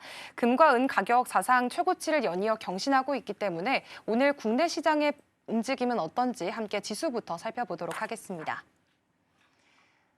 네, 우선 코스피 코스닥 양시장은 좀 다른 색깔로 시작을 하고 있습니다. 코스피는 0.09% 하락하면서 4,903포인트 선에서 출발하고 있고요. 코스닥은 0.4% 오르면서 972선에서 출발하고 있습니다. 그렇다면 시총 상위주들 움직임 체크해 보겠습니다. 먼저 코스피 쪽인데요. 지금 현대차만 2.19% 또 강한 상승불 켜내면서 출발을 하고 있습니다. 49만 원 선을 좀 돌파한 모습들이 확인이 되고 있고요. 반대로 삼성전자와 SK하이닉스 반도체 투탑은 약세를 보이고 있습니다. 삼성전자 0.3%가량 빠지고 있고 사실 어제는 장중에 주가 15만 원 선을 돌파하기도 했었는데요. 오늘은 약간은 좀 반납하는 모습들이 나와지고 있습니다. SK하이닉스도 마찬가지로 한 0.5%가량 하락세 시현하고 있고요. 다음 주에는 이제 29일에 실적 발표도 예정이 되어 있으니까 그 전까지의 움직임들 잘 확인을 해보셔야 되겠습니다. 그리고 현대차의 경우에는 앞서 살펴봤듯이 시총 3위에 어제 등극한 모습이고요. 오늘도 단단하게 자리 유지해 나가고 있습니다. LG에너지솔루션도 1.8%가량 지금 강세로 돌아서는 모습이고요. 삼성전자 우선주도 1%대 약세 보이고 있습니다. 다음으로 코스닥 시총 상위주들 확인해 보겠습니다. 네, 이쪽에서는 오늘 바이오주들이 약간은 그래도 좀 매수세가 들어오는 모습들 확인이 됩니다. 알테오젠의 경우에는 1.4%대 지금 50만 원 선 다시 한 번 더 다시 한 번 더 돌파를 한 모습들이 확인이 되고 있고요. 과연 이번 주 안에 추가 기술 이전에 대한 이야기가 나오게 될지에도 시장의 관심이 쏠리고 있습니다.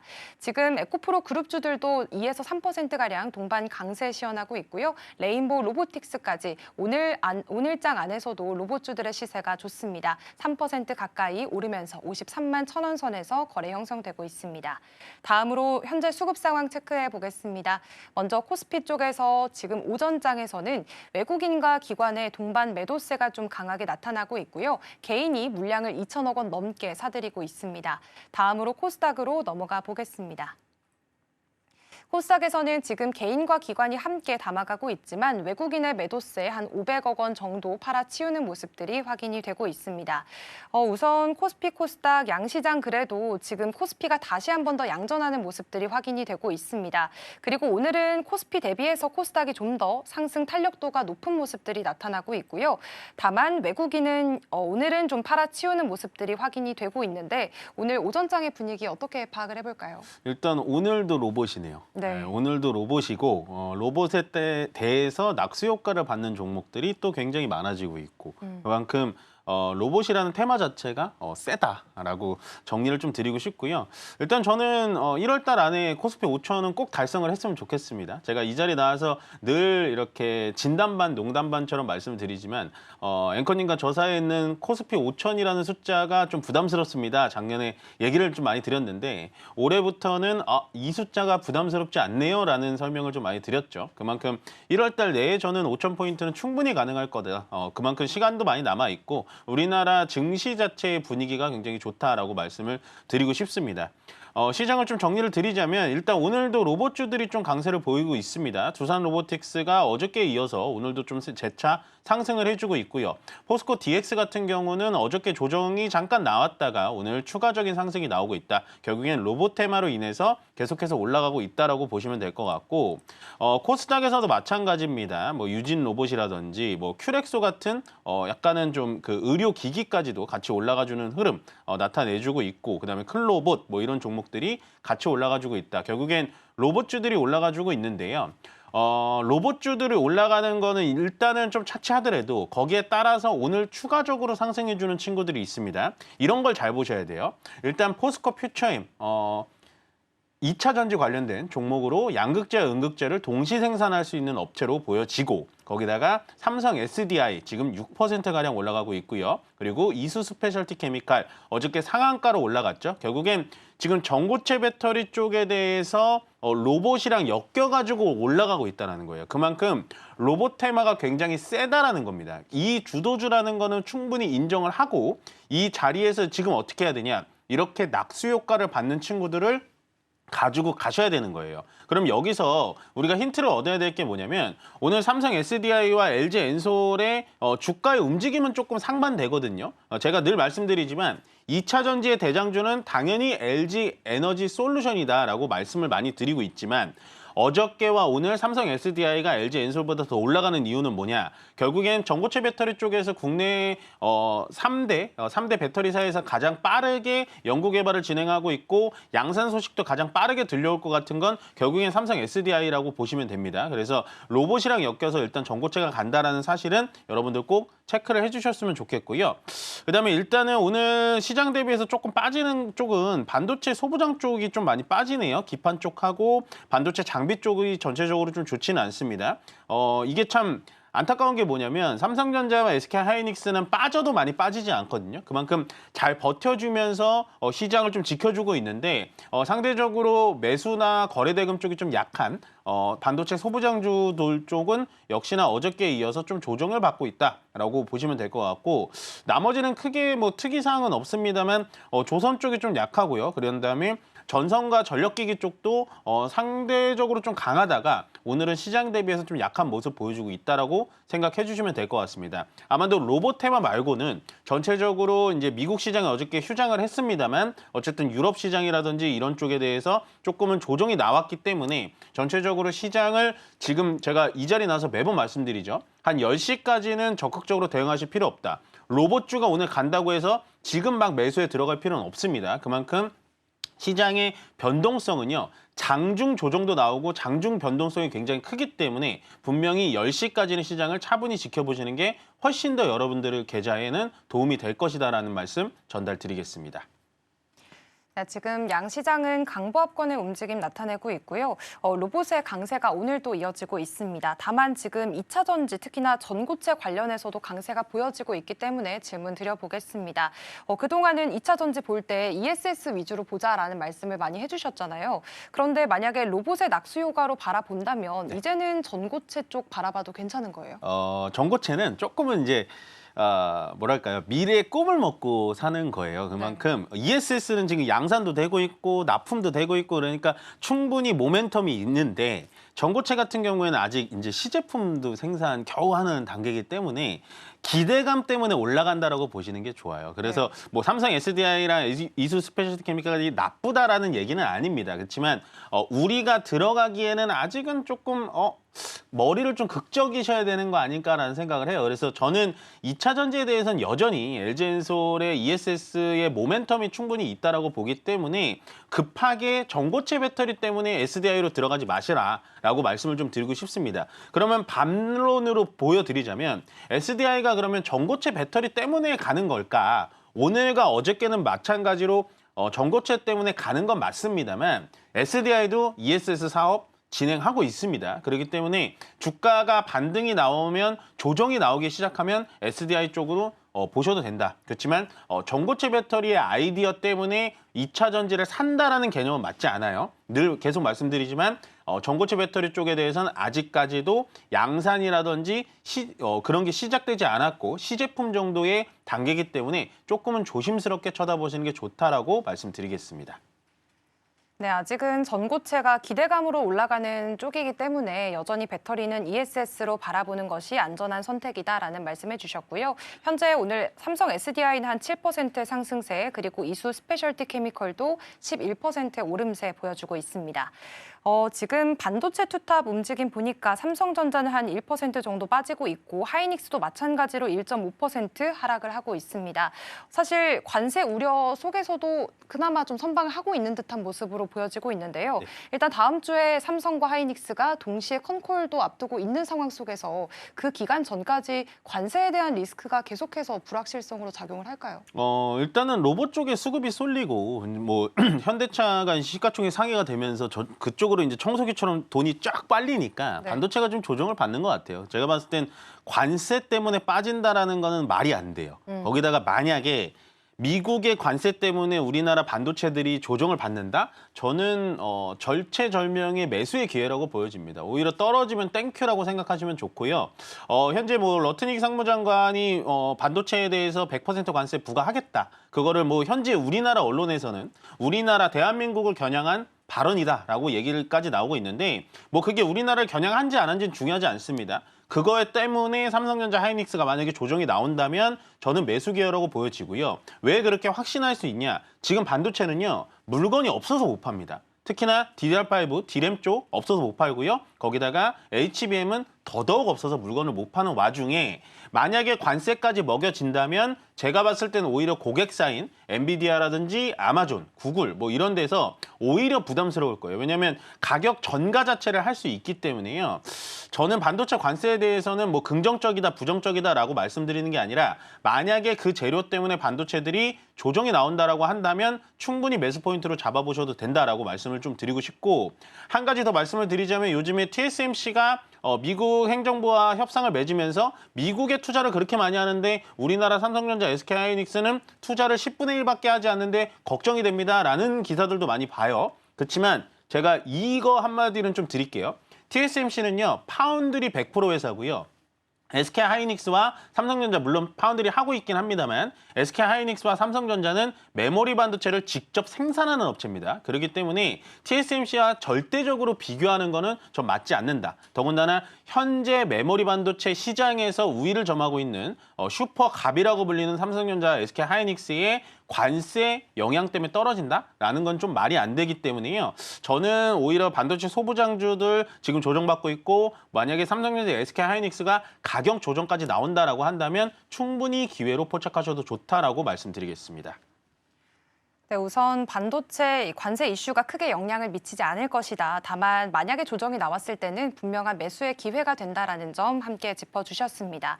그리고 지금 글로벌적으로 본다면 그린란드 관련해서 계속해서 대립이 이어지고 있는 상황입니다. 그렇기 때문에 지금 방산주에 대한 주목도도 높여가야 되는 시점이 아닌가 싶은데요. 오늘은 또 우주항공 쪽이 강세를 보이고 있기 때문에 방산 안에서도 그래도 우주항공 쪽을 보는 게 좀 더 유리한 선택일까요? 그러니까 이게 이제 교집합을 우리가 잘해야 되는데 방산이라고 하면 말씀하셨다시피 뭐 전차 쪽도 있을 것이고 미사일도 있을 것이고 그다음에 뭐 레이더도 있을 것이고 다 있는데 어쨌든 방산을 고를 때 우주항공 엮인 친구를 같이 고르면 우주항공이 올라갈 때도 올라가고 방산이 올라갈 때도 올라가잖아요. 네. 그래서 저는 우주항공 쪽에 엮여 있는 방산 쪽이 훨씬 더 좋다라고 말씀을 드려요. 전체적으로 방산 테마 자체가 저는 굉장히 긍정적으로 봅니다. 조방원 자체가 조정을 받을 때도 방산에 대해서는 절대로 끈을 놓지 마세요. 조정이 나올 때 사세요라고 말씀을 드렸고 러시아 우크라이나 전쟁이 종결이 된다. 트럼프 대통령이 막 한참 얘기를 할 때도 방산주들이 조정을 받았거든요. 오히려 그때가 기회다라고 말씀을 많이 드렸던 것 같습니다. 그래서 뭐 꼭 굳이 지금 그린란드 건 때문에 방산이 올라간다라는 개념이 아니라요. 앞으로는 이러한 지정학적 리스크, 그러니까 지정학적 리스크 자체가 우리가 뭐 반겨야 될 일이다라고 오해는 하지 않으셨으면 좋겠는 게 결국에는 이런 트럼프 대통령의 현재 횡보를 본다면 지정학적 리스크는 계속해서 일어날 수밖에 없다. 그렇게 되면 우리나라의 방산에 대해서는 저는 충분히 긍정적으로 보여지고요. 어저께 유럽 시장에서 결국에는 그린란드 이슈 때문에 뭐 BMW라든지 아니면 루이비통이라든지 이런 브랜드를 가진 고가의 브랜드들의 주가들이 많이 떨어진 반면에 유럽의 시장에서도 라인메탈이라든지 이런 방산주들이 좀 많이 올라가는 거를 보신다면 결국에는 지금 뭐 로봇주들을 너무 이렇게 포모로 이렇게 쳐다보시는 것보다는 방산주라든지 지금 조정을 받고 있는 이런 섹터 쪽에서도 관심을 충분히 가져보시면 충분한 수익의 기회가 있지 않을까라고 말씀드리겠습니다. 네, 지금 앞으로 이제 트럼프 대통령의 행보로 봤을 때는 지정학적인 리스크가 계속해서 불거질 것으로 보입니다. 그렇기 때문에 방산주 쪽으로는 여전히 긍정적인 관점 주셨고요. 그 안에서도 우주항공이 좀 엮인 방산주들을 살펴보는 것이 좋겠다라는 말씀까지도 해주셨습니다. 오늘 하나 에어로스페이스 한 0.9% 오르면서 134만 원 선에서 가격대가 형성이 되고 있습니다. 현재 시장 상황 코스피, 코스닥 양시장 모두 하락으로 전환한 모습들이 확인이 되고 있고요.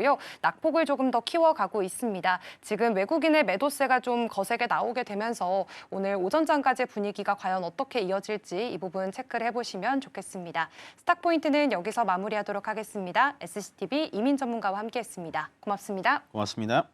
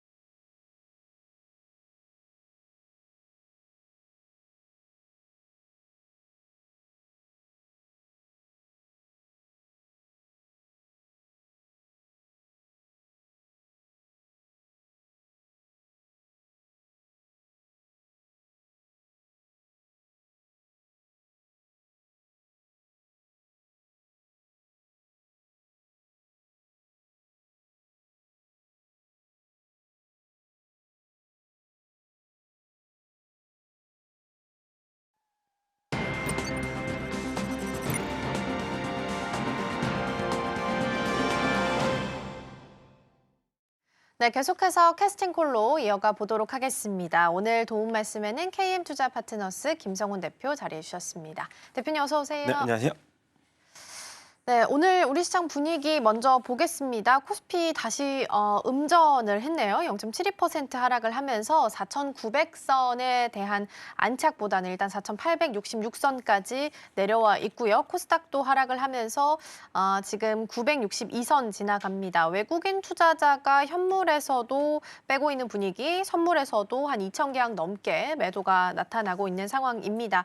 전반적으로 좀 분위기가 완전 개장했을 때 초반보다는 살짝 좀 변화 변화가 느껴지긴 합니다. 어떻게 해석해 볼까요? 예, 결국은 그린란드에 대한 보복 관세가 계속 시장에서는 중심적인 이슈가 외국인들의 불확실성에 대해서 오늘 투매가 이어지는 모습들이 네. 보여지고 있는데 일단 국내 시장 같은 경우는 워낙 또 하방에 대한 압력보다는 또 추가적인 이제 이 하방 경직성이 굉장히 강한 상황이라서 어찌 보면은 또 오늘의 낙폭이 그렇게 또 장 막판에 가면은 크지 않을 수 있다라는 생각도 하고 있지만은 그래도 불확실성에 대해서는 제거하고 가는 게 맞기 때문에 저는 오늘에 대해서는 그래도 관망에 대한 흐름을 좀 더 말씀을 드려야 될 것 같고 그리고 이제 뭐 당연히 펀더멘탈 실적 시즌이니까 또 실적이 매력적인 종목들은 네. 그래도 잘 버티는 모습들 보여주고 있거든요. 오늘과 같은 경우는 어제 이런 그 피지컬 AI로 시작해서 피지컬 AI로 끝나는 네. 오늘과 같은 경우는 또 전고체 배터리에 대한 또 이 탑재 기대감들이 2차 전지에 대한 이 상승 여력을 좀 더 높여주고 있는 상황이라서 사실상 오늘 같은 경우에 딱 중심이 되는 것은 현대차가 좀 크게 밀리는가의 여부 그거에 따라서 시장에 이런 이 반등 흐름이 또 나올 것으로 저는 생각이 돼서 일단 중심축에 있는 종목들 중심으로서 이 기준점을 잡고 대응해 보시기 바라겠습니다. 네. 일단 시장 분위기가 살짝은 개장 초반 대비해서는 좀 위축되는 모습이 나타나고 있는 것 같습니다. 코스피가 계속해서 하락폭을 좀 키워가는 구간에 있습니다. 1.2%까지 지금 더 낙폭을 키워가고 있고요. 4,844선 지나갑니다. 외국인 투자자가 코스피 코스닥에서 모두 빼고 있지만 기관 쪽에서는 그래도 코스닥 쪽은 좀 들어가는 분위기 나타나고 있습니다. 그래서 오늘 전반적인 테마 확인하기 전에 외국인과 기관 쪽에서는 어떤 종목들을 좀 담아가고 있는지 확인을 해보도록 하겠습니다. 자, 그럼 외국인 순매수 쪽 먼저 보도록 하겠습니다. 오늘 외국인 순매수 쪽에서는 삼성중공업이 1등 종목으로 자리매김하고 있고요. 삼성 SDI 같은 종목들, 2차 전지 종목들도 일부 확인이 되고 있습니다. 기관 쪽에서 1위 종목으로는 SK하이닉스가 확인이 되면서 오늘은 SK하이닉스가 반도체 투톱이 좀 쉬어가는 분위기 속에 SK하이닉스를 외국인과 기관 쪽에서 모두 담아가는 부분들 확인이 되고 있습니다. 그리고 유독 눈에 띄는 종목 중 하나가 LG전자입니다. 최근 들어서 시세가 굉장히 좋아지고 있죠. 그래서 LG전자 확인해 보고 넘어가 보도록 하겠습니다. LG전자 어제 관련한 그 기사를 보니까 재밌는 것 중에 하나가 우리도 10만 전자 가겠다 뭐 이런 제목이 있더라고요. 그래서 현대차는 CES를 통해서 우리가 가시화된 부분, 현실적으로 다가올 수 있는 부분들을 확인을 했지만 사실 LG전자는 뭐 로봇 쪽 하겠지, 전환하겠지 이런 기대감만 있는 상태라서 약간의 좀 차이점은 있는 것 같습니다. 근데 그럼에도 불구하고 조금씩 수급이 좋아지고 있는 것 같아서 지금 10만 5,500원 여기선 지나가고 있는데 앞으로 추가적인 상승 어떻게 좀 보세요? 뭐 1차적으로 보면은 저는 이제 21년도인가요? 고점이 19만 원이었을 거예요. 근데 저는 네. 그 정도까지 노리고 가도 된다. 왜냐하면 진짜요? 1분기, 그러니까 4분기에 희망퇴직 관련돼서 이제 비용을 한 번에 다 떨어냈거든요. 네네. 그리고 이제 미국에 대한 또 관세, 가전이기 때문에 관세에 대한 여파도 실적으로 좀 이 악재로 남아 있는데 1분기 증권사 예상 실적을 보면은 이 영업이익이 한 1.5조 원 정도로 YY 기준으로도 20% 증가를 예상을 하고 있고 네. 그리고 LG전자가 지금 이 액추에이터 엑시온이라는 이 브랜드명으로 이 액추에이터 시장을 이제 진출한다. 그것을 이제 뭐 파급 효과가 얼마나 될지는 모르겠지만 기존의 가전에 들어가는 모터라든가 일부 이제 이 기술에 대한 경쟁력이 굉장히 크거든요. 네. 그런 부분을 또 하나로 짚고 싶고 그리고 사실 LG전자 하면은 클로이드가 발표가 되면서 시장의 실망감을 굉장히 많이 안겨줬어요. 빨래개는 속도라든지 이런 것들을 네. 봤을 때 이 기술력이 이렇게 좀 많이 뒤처지나? 근데 이것은 사실 어떻게 보면은 가전 시장에 이제 피지컬 AI에 대한 진출을 그냥 알린 거고요. LG전자 같은 경우는 23년도부터 로봇 미국의 이제 스타트업이죠. 베어로보틱스 인수하면서 클로이 프로젝트를 함께 이제 키워나갔는데 원래 베어로보틱스가 이 서빙 로봇의 가장 이 시작점을 알렸었고 실리콘밸리에서 2017년도에 설립을 했는데 일단 LG전자도 보스턴 다이나믹스 같이 미국 기업의 스타트업 기업, 굉장히 유망한 기업을 인수하면서 그 캐파를 계속 늘리고 있고, 그리고 스마트 팩토리 시장이 지금 370조 시장이잖아요. 그 시장을 계속 이제 파이를 이제 먹으려고 하는, 그리고 LG전자 지분 가치로 따졌을 때 로보스타가 한 33% 지분을 보유하고 있는데 로보스타의 강점이 스마트 팩토리 시장에서 자동화의 솔루션을 담당하고 있어서 저는 LG전자 같은 경우는 빈 룸을 잘 차지할 수 있는, 그러니까 만약에 삼성전자하고 SK하이닉스가 좀 네. 쉬어가거나 현대차가 쉬어갈 때 그 빈자리를 이 틈새 시장을 LG전자가 잘 찾아갈 수 있지 않을까. 최근 들어서 보면 외국인 기관의 매수가 네. 굉장히 대거로 유입이 되고 있거든요. 그것은 펀더멘탈 좋죠. 그리고 성장 동력 좋죠. 그리고 모멘텀도 좋다. 저는 그렇게 해서 LG전자에 대한 기대감 충분히 이제 가져갈 만하다. 그렇게 보시면 될 것 같습니다. 네, 수급도 생각보다 최근 들어서 좀 좋아지고 있는 것 같습니다. 지금 플러스권 찍혀 있었던 날짜 시작점이 1월 13일이었는데 그때 등락률 기준으로 봤을 때 지금 5거래일 연속 모두 상승 마감을 하고 있고, 기관 투자자가 5거래일 내내 들어와주고 있고, 외국인 투자자도 한 3거래일 연속으로 담아가는 분위기 확인이 되고 있습니다. 전반적으로 흐름이 좀 나쁘지 않게 흘러가고 있다라는 부분 챙겨봤고요. 넘어가기 전에 현대차를 좀 보고 넘어가 볼까 합니다. 사실 현대차는 담아가는 순매수단에서 확인이 되고 있진 않지만 외국인 쪽에서 순매도의 현대차 우선주 EUB까지 확인되고 있고, 기관 쪽에서도 현대차를 매도하는 것으로 확인이 좀 되고 있어서 잠시 좀 보고 가겠습니다. 시총 변화가 나타났습니다. 그리고 외국인이 1월 8일부터 내리팔고 있고요. 기관도 팔고, 그러니까 개인이 순매수를 하면서 끌어올리고 있는 상황이란 말이죠. 지금 출발했을 때보다는 상승분을 좀 반납을 하긴 했는데, 이렇게까지 개인이 끌고 가는 건 사실상 어느 정도까지 여력이 있다라고 봐야 될지가 가장 중요할 것 같거든요. 그러니까 얼마만큼 버텨주는지가 중요한 것 같아요. 개인들이 버텨주고 나서 다시 한번 외국인이나 기관들이 현대차를 다시? 매수하는 시점이 올 것 같은데, 근데 이제 지금 의미 있는 구간을 한번 찍었잖아요. 50만 원이라는 구간을 한번 찍고 나서 투매가 좀 계속해서 나오고 있는데, 어찌 보면은 현대차의 시총은 제가 예상하는 시총 이제 100조를 오늘 아침에 넘어선 걸로 보이는데, 네. 그게 마지막은 아니겠죠. 저는 100이라는 숫자가 시총보다는 주가의 숫자로 표현을 할 수도 있겠다. 그러니까 이제 50만 원에 딱 2배 가면은 네. 100만 원인데, 그렇죠. 그럼 밸류에이션이 싸냐? 그러니까 이렇게 역으로 반대로 뒤집어서 보시는 게 좋을 것 같아요. 네. 자동차 시총으로 봤을 때는 저렴하지 않지만 로봇에 대한 시총으로 보면 현대차만큼 싼 로봇주가 없거든요. 그렇게 따진다고 했을 때, 그리고 보스턴 다이나믹스, 그러니까 스페이스 X하고 비교를 해보시면 될 것 같아요. 스페이스 X가 1년, 2년이 지나갈수록 시장의 평가가 2배, 3배까지 계속 늘어나는데, 보스턴 다이나믹스 작년 기준으로 맥시멈 시총을 예상한 게 30조였다가 이제 올해 월가 JP모건에서 70조까지 예상하고 있거든요. 계속 늘어날 거예요. 그렇게 되면은 현대차하고 기아차 두 개 이제 현대차 그룹이 보유한 지분 가치만 한 50%로 봤을 때는, 저는 뭐 당연히 만약에 오늘 눌림목이 일부 있었지만 네. 오늘 내일 이번 주에 눌림목이 뭐 40만 원대 초반까지 예를 들어 간다 그러면 무조건 사야죠.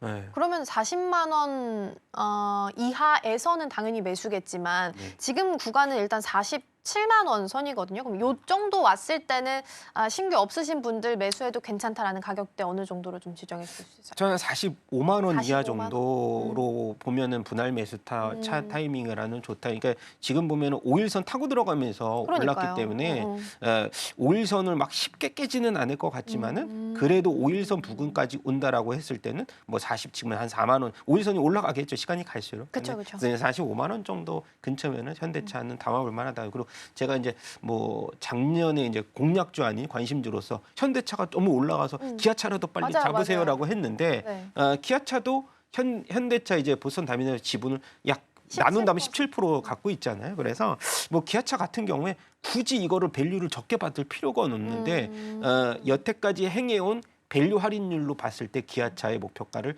20만 원을 봐도 그렇게 부담스럽지 않다라고 봐서 원래 평균 20%를 할인해서 받는 목표가를 대비했을 때 20만 원에서 23만 원 TP가 나오거든요. 그래서 부담스러우신 분들은 뭐 기아차 같이 가져가셔도 좋다 이렇게 말씀드립니다. 네, 안 그래도 딱 그거 제가 질문 드리려고 준비를 해놨는데 답변을 좀 해주셔서 그러니까요. 기아가 사실상 수급은 훨씬 더 좋아요. 지금 열어봐도 외국인 투자자가 한 4거래 정도 들어와 주고 있고 기관 투자자도 같은 흐름인데 뭐 사실상 하루 빼고 지금 5거래 연속 좀 들어오고 있는 부분들 확인이 좀 되고 있으니까 참고해서 함께 좀 보시면 좋겠습니다. 자, 그럼 오늘 올라오고 있는 테마들은 어떤 쪽에 있는지 좀 보도록 하겠습니다. 세 가지 테마 준비되어 있고요. 첫 번째와 두 번째 함께 열어보겠습니다. 자, 원전 쪽은 일부 종목들 좀 강세 보이고 있고요. 오늘은 2차 전지가 특별하게 또 눈에 띄고 있습니다. 코스닥 쪽에서도 오늘 2차 전지의 흐름이 나쁘지 않게 흘러가고 있고요. 상승분이 조금 반납은 되긴 했지만 그래도 에코프로 BM이나 프로 같은 경우에는 1%대 상승률 현재 좀 기록을 하고 있다라는 부분 나타나고 있고요. LG 엔솔도 강보합 정도 체크되고 있습니다. 외국인 투자자는 오늘 삼성 SDI를 담아가는 부분도 함께 확인되고 있습니다. 자, 마지막 열어볼게요. 마지막은 방산입니다. 트럼프 대통령이 그린란드에 대한 야욕을 보이기 시작을 하면서 EU와 같이 지금 보복 관세에 대한 다시 한번 대결이 좀 스타트가 됐습니다. 그래서 지정학적 리스크가 다시 한번 좀 부각될 수 있을지 그렇게 되면 사실상 방산에게는 또 매크로적인 환경으로 봤을 땐 우호적으로 만들어질 수 있기 때문에 전략들 함께 챙겨보도록 하겠습니다. 자, 2차 전지 보겠습니다. 증권가에서는 사실 목표 주가를 계속 좀 하향하는 종목들이 많이 보이고 있기는 합니다. 근데 뭐 다들 더 나쁠 건 없다고 하시잖아요. 그래서 오늘 올라오고 있는 반등의 의미를 어떻게 봐야 될까요? 그냥 기술적 반등 정도로 해석을 할까요? 기술적 반등으로 해석을 하지만은 그러니까 제가 피지컬 AI를 어저께 이제 피지컬 AI를 시작해서 피지컬 AI로 끝났는데 자꾸 파생돼서 종목을 찾다 보니까 2차 전지까지 갔고 2차 전지에서 어제 가장 강한 쪽이 전고체 네, 배터리였잖아요. 맞아요. 그리고 삼성 SDI가 제일 강한 것도 내년에 이제 이 공장 샘플로 벌써 이제 전고체 배터리를 양산을 할 수 있는 준비 과정을 제일 빨리 거친 게 삼성 네. SDI이기 때문에 결국은 휴머노이드 이 로봇의 심장은 아니지만 이 보조 쪽으로 간다라고 했을 때 당연히 이 인간하고 동선이 많이 겹칠 수밖에 없는 휴머노이드에서 화재 쪽으로 가장 안전한 전고체를 누가 빨리 선점을 하느냐 네. 이것이 가장 핵심 포인트인 것 같고 그리고 이 미국과 같은 경우는 이 전기차 세액 이제 종료에 따라서 사실은 리베이트 프로그램을 최근에 많이 제한한다고 하고요. 캘리포니아주도 그렇고 그리고 캐나다 같은 경우도 중국에서 그동안의 이제 관세를 조금 더 많이 완화시키는 그런 전반적인 전략. 그러니까 캐즘을 당장 극복은 하지 않지만은 전기차 시장에서 우호적인 시장의 분위기가 조금씩 이제 펼쳐지는 것 같아서 2차 전지가 우리나라 시장에서 만약에 피지컬 AI가 이렇게 오늘과 같은 경우에 고점에서 밸류에 대한 부담감을 딱 가졌을 때 그러면 그 관련된 주 중에 부담감 없는 쪽을 찾다 보니까 지금 딱 걸리는 게 2차 전지가 걸리는 것 같거든요. 그래서 지금으로서는 2차 전지의 분위기는 조금 당분간이 지속될 수도 있지만 그래도 핵심 포인트는 당연히 우리 현대차를 비롯해서 뭐 최근에 많이 이제 상승폭이 있었지만은 액추에이터 시장으로 당연히 가야겠죠. 근데 잠시 쉬어가는 뭔가 쉼터 같은 구간이라고 보시면 될 것 같아요. 네. 아니 그러니까 로봇이 이제 배터리가 보통 이제 가슴 쪽에만 들어간다고 하더라고요. 그래서 밀도가 높아야 되고 굉장히 작은 크기로 들어가야 되는 상황이라서 그리고 특히나 가정용으로 들어가게 되면 화재의 위험도 반드시 좀 낮아야 되는 상황이다 보니까 LFP 배터리보다는 삼원계 그리고 삼원계보다는 전고체 배터리 이렇게 해서 아이디어가 만들어지면서 어제 말씀해 주신 것처럼 피지컬 AI로 시작해서 끝을 맺을 때 이쪽도 같이 좀 주목을 받은 상황입니다. 오늘도 일단 추가적인 상승을 좀 가지고 가고 있다라는 부분 살펴봤고요. 그러면 이게 어쨌든 파생된 그 기본적인 섹터는 로봇이잖아요. 그래서 로봇 쪽도 좀 잠깐 보고 가겠습니다. 이게 언제까지 갈까를 사실 제가 준비를 했는데 상승분을 조금 반납을 하면서 움직임이 포착이 되긴 합니다. 지금 한 5거래일에서 7거래일 정도 안 움직였던 로봇주들, 그러니까 나도 로봇주예요 했던 종목들이 슬슬 움직임이 좀 포착이 되기 시작을 했거든요. 그럼 이렇게 되면 없으신 분들은 포모 현상에 시달리실 수밖에 없을 것 같아요. 그래서 그 안에서 순환매가 돈다라는 가정을 가지고 일단 종목들, 덜 올랐던 종목들 계속 좀 찾아봐야 되는 노력은 필요할까요? 근데 이제 찾아봐야 되는 노력이 거의 끝나가는 거예요. 왜냐하면 이제 뉴로메카 그동안에 산업용 로봇이 좀 덜 갔는데 되게 재밌는 거는 네. 이 공장이나 실질적으로 투입할 수 있는 게 산업용 로봇이 원래는 굉장히 유용하게 그쵸. 효율이 더 좋아요. 근데 작년에 같은 경우는 휴머노이드 시장의 개화기가 이제 태동기가 나오는 상황에서 본다면 앞으로의 진화 능력을 봤을 때 그러면 산업용 로봇보다는 휴머노이드 로봇이 진화됐을 때 공장 투입에서 효율성은 좋지만 당장 쓸 수는 없다. 그렇죠. 그래서 시장에서 눈높이를 좀 바꾼 게 오늘 두산 로보틱스가 급등을 하고 그다음에 뉴로메카가 급등을 하고 그런 나우 로보틱스가 또 급등을 하고 그런 이유가 네. 지금 이 보여주는 상황인데 당분간 저는 그렇다면 휴머노이드냐 아니면 산업용 로봇이냐 협동 로봇이냐 이렇게 여러 가지 봤을 때는 지금은 산업용 로봇 쪽으로 가야 되고 그리고 HD 현대 로보틱스가 원래 이제 상장을 조만간 하겠죠. 네. 근데 원래 밸류를 뭐 8조 정도로 줬다가 네. 지금 10조까지 올라왔거든요. 근데 지금 레인보우가 10조예요. 그러면 누구를 더 가격을 높여줘야 될까요?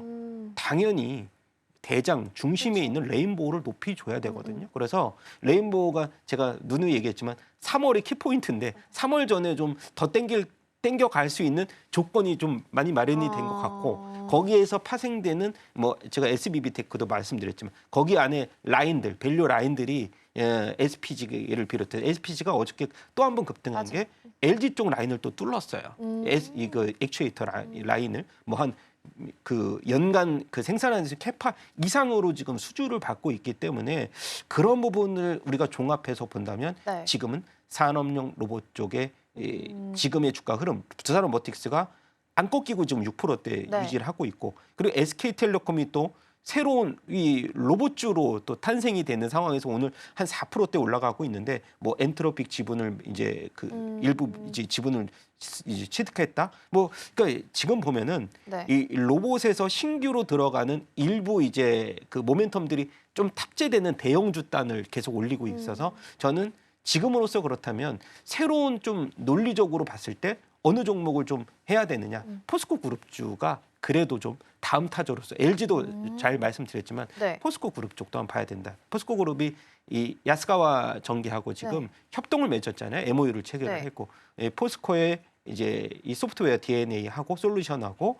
야스가와의 그런 이 로봇에 대한 기술력이 이 결합이 돼서 글로벌 시장에 진출하겠다라고 공언을 했기 때문에 그런 부분들도 한번 기회로서 작용할 수 있다라고 봅니다. 일단 로봇주 전반적인 흐름 먼저 체크를 해봤습니다. 개장 초반 대비해서는 살짝 좀 내려와 있는 종목들 많이 있지만 여전히 산업용 로봇 쪽에 대한 부분들 주목을 해야 된다라는 말씀을 주셨습니다. 그룹주로 본다면 지금 다시 포스코랑 관련되어 있는 종목들 함께 좀 체크를 해보시면 좋지 않을까 싶고요. 근데 과거에 우리가 2차 전지 이야기했을 때 미래의 밸류를 확 땡겨와서 2차 전지 주들이 잘 갔었잖아요. 근데 로봇주도 최근 보면 작년에도 막 1000%씩 오른 종목들 로봇주에서 두 종목 나오기도 했고 해서 너무 좀 급하게 오른 감이 있지 않나라는 생각이 한켠에서는 좀 드는 것 같아요. 그래서 미래 가치를 너무 땡겨온 거에 대한 고민? 요거는 어떻게 대표님 판단하세요?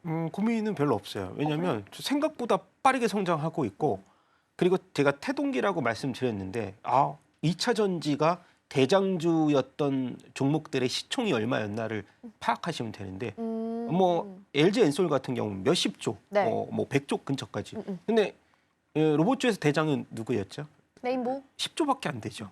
너무 시총이 아직 성장할 수 있는 시총의 단계가 남았다. 굉장히 많이 남아 있어요.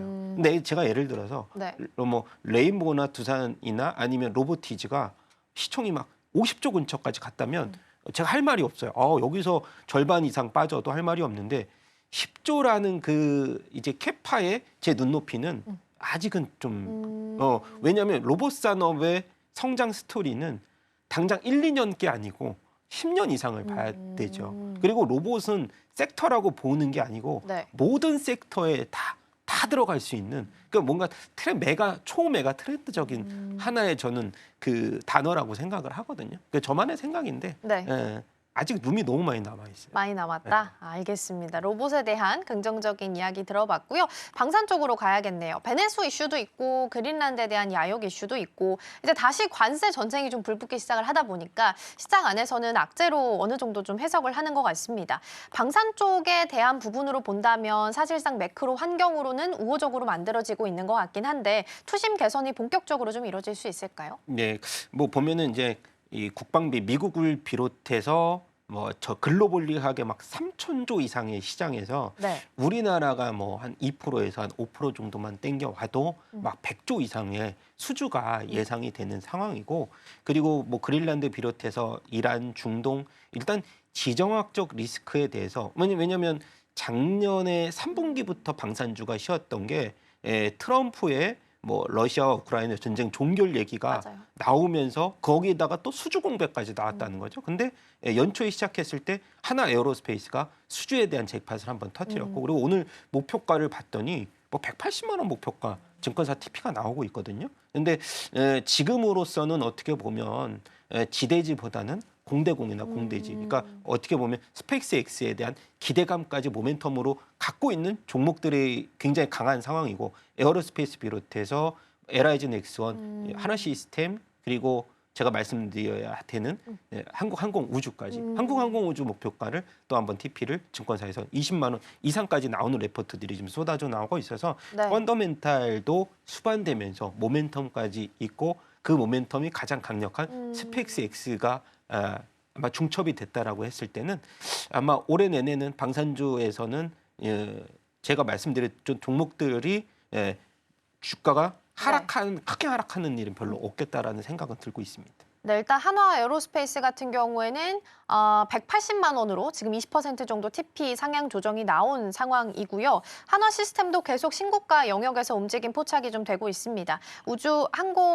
한국항공우주 역시도 최근 들어서 시세가 좀 좋게 나오고 있는데, 대표적인 종목들 몇 가지 말씀을 좀 주시긴 했는데, 이 안에서 대표님이 가장 유망 종목으로서 보시는 종목은 어떤 종목으로 파악을 해볼까요? 네, 약간 이제 한국항공우주를 얘기를 안 할 수가 없는데 주가가 많이 오르긴 했어요. 올랐어요. 원래 12만 원 근처에서 그러니까요. 17만 원까지 땡겼는데, 그렇다면 이게 끝일까? 저는 그거는 아니고요. 4분기 실적은 뭐 컨센서스 정도만 나오면은 오케이. 대신에 1분기부터 네. 그동안에 좀 많이 이연이 됐던 이제 KFA 이제 50 경전투기하고, 이 경전투기 같은 경우는 우리나라 국군의 1분기부터 이제 이 매출이 잡히는 상황이고, 네. 그리고 뭐 나라가 너무 많아서 말레이시아, 사우디, UAE, 그리고 네. 미국께서는 아까 말씀드렸던 FA50을 좀 개조한 이 고등훈련기 이 매출 수주가 27년도 이제 1분기에 잡힐 예정인데 먼저 얘기가 나올 거거든요. 그게 15조 정도 되거든요. 그래서 영업이익을 작년 대비해서 한 2배 정도 보고 있더라고요. 그러면 주가가 자연스럽게 저는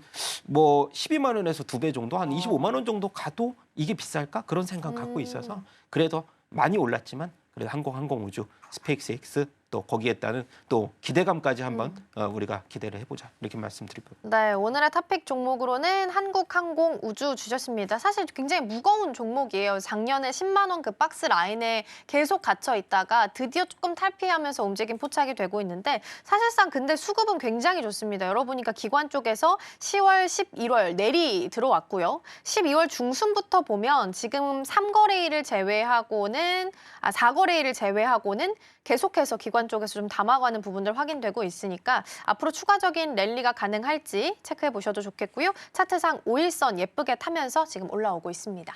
오늘 탑픽 종목까지 잘 알아봤고요. 대표님과는 여기서 인사 나누겠습니다. 오늘 말씀 고맙습니다.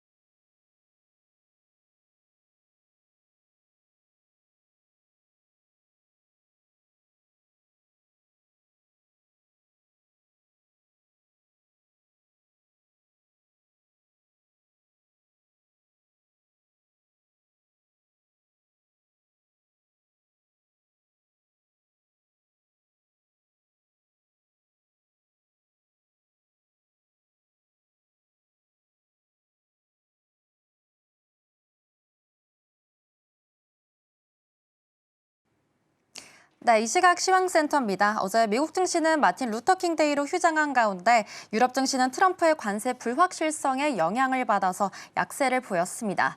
그런 가운데 코스피는 계속해서 어제까지 최고치를 경신하면서 4,900포인트를 돌파했지만요. 여전히 중소형주 쪽과 그리고 코스닥 쪽으로 온기 확산은 조금은 제한적인 모습 확인되고 있습니다. 어제까지는 대형주와 코스피 중심의 쏠림 현상이 계속되고 있는데요. 오늘 우리 시장은 지수 어떻게 출발했을지 지수부터 체크해 보겠습니다.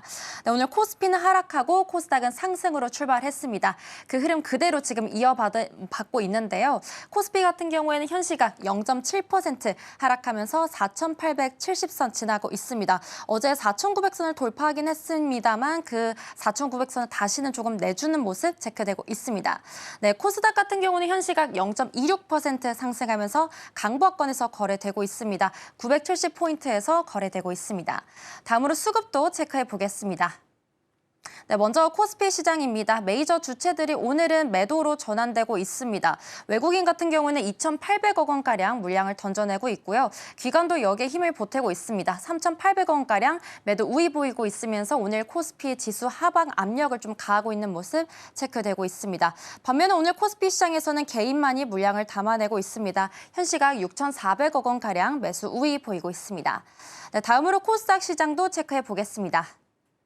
네, 코스닥 시장에서는 마찬가지로 외국인이 똑같이 매도 우위 보이고 있습니다. 1,100억 원가량 물량 던져내고 있는 가운데 코스닥 시장에서는 메이저 주체가 좀 엇갈린 흐름 보이고 있습니다. 기관은 소폭이지만 290억 원가량 물량 담아내고 있고요. 개인도 마찬가지로 매수 우위 보이면서 사자세 보이고 있습니다. 다음으로 상승하고 있는 업종 코스피부터 체크해 보겠습니다. 네, 오늘 코스피 시장에서는 전기 쪽 강합니다. 전기가스업이 현 시각 4%대 강세 보이고 있고요. 통신업 쪽도 강합니다. 3%대 오늘 강세 보이고 있습니다. 네, 그 뒤를 이어서 보험과 음식료품 쪽이 오늘은 빨간불 켜내고 있는 모습 체크되고 있습니다. 다음으로 하락하고 있는 업종도 체크해 보겠습니다.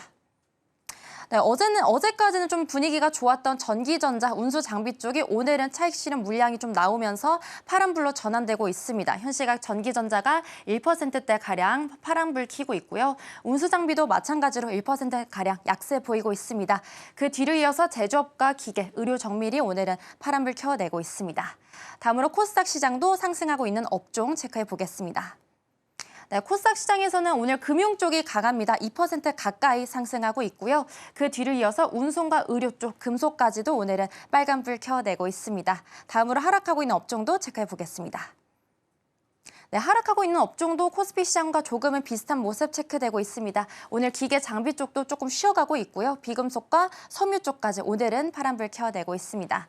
다음으로 코스피 거래대금 상위 종목 체크해 보겠습니다. 우선 삼성전자 그리고 SK하이닉스가 오늘은 파란불 켜내고 있습니다. 삼성전자 같은 경우에는 현 시각 2%대가량 약세 보이면서 14만 5,900원 선에서 거래되고 있습니다. 어제는 장중에 15만 원 선 터치가 나오기도 했었는데요. 오늘 아무래도 차익 실현 물량이 좀 나오고 있는 모습 체크되고 있습니다. 반면에 현대차가 오늘도 파란불 켜내고 있습니다. 오전 장 초반에는 잠시 상승하기도 했는데요. 현재는 하락으로 전환되고 있습니다. 현 시각 0.8%대 하락하면서 47만 6천 원 선에서 거래되고 있습니다. 현대차 같은 경우에는 다울투자증권이 목표 주가를 64만 원까지 오늘은 좀 상향 조정한 모습이 나왔는데요. 잠시 쉬어가고 있는 모습 연출되고 있고요. SK하이닉스도 마찬가지로 약세 보이고 있습니다. 2%대가량 파란불 켜내면서 74만 7천 원 거래되고 있고요. 75만 닉스 물려주고 있는 모습 체크되고 있습니다. 네, 오늘 시장에서 눈여겨봐야 할 종목 2차 전지와 그리고 전고체 쪽 중요할 것 같습니다. 삼성 SDI가 현 시각 5%대가량 빨간불 켜내고 있는데요. 아무래도 그동안 긴 침체 터널을 지나고 있던 2차 전지 쪽이 오늘은 미래 기술과 또 자원 순환이라는 두 마리 토끼를 잡으면서 화려하게 부활하고 있는 것 같습니다. 계속해서 이어지고 있던 2차 전지에 대한 캐즘에 대한 우려를 씻겨내기라도 한 듯 오늘은 또 전고체 배터리의 상용화 소식과 함께 또 폐배터리 재활용 시장에 이 본격적인 개화가 됐다라는 전망이 투자 심리를 자극하고 있습니다. 삼성 삼성 SDI뿐만 아니라요. 이수 스페셜티 케미컬도 현재 거래대금 상위 종목에서 활발하게 거래 이루어지고 있습니다. 삼성 SDI 마찬가지로 빨간불 켜내고 있고요. 그 뒤를 이어서 두산 에너빌리티도 그간에 계속해서 상승 탄력 받아왔는데요. 오늘은 소폭 쉬어가고 있습니다. 현시가 1%대 가량 하락하면서 94,000원 선에서 거래되고 있습니다. 네, 다음으로 코스닥으로 이동해 보겠습니다. 네, 먼저 첫 번째 종목입니다. 현대무백스입니다. 계속해서 상승 탄력 굉장히 좋게 받아가고 있고요. 6거래일 연속해서 상승하고 있습니다. 현대차 그룹 내에서도 주요 종목들이 급등세를 보이다 보니까 로봇 산업 전반에 훈풍을 좀 주도 중이고 있습니다. 현대무백스 현시가 11%대 상승하면서 38,850원 선에서 거래되고 있습니다. 네, 그 뒤로서 유진 로봇도 오늘 강합니다. 마찬가지로 로봇주들 오늘 전체적으로 흐름 굉장히 좋습니다. 유진 로봇도 9%대 상승하면서 35,950원 선에서 거래되고 있습니다.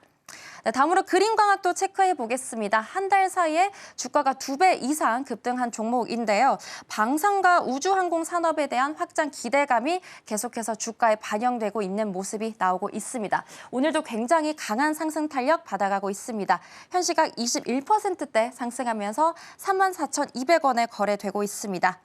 네, 다음으로 에코프로도 보겠습니다. 마찬가지로 2차 전지 코스닥 시장에서도 강한 모습 체크되고 있습니다. 2%대 가량 상승하면서 97,100원에 거래되고 있고요. 원전 쪽 보성파우텍도 오늘 강합니다. 11%대 상승하고 있는 모습 체크되고 있습니다.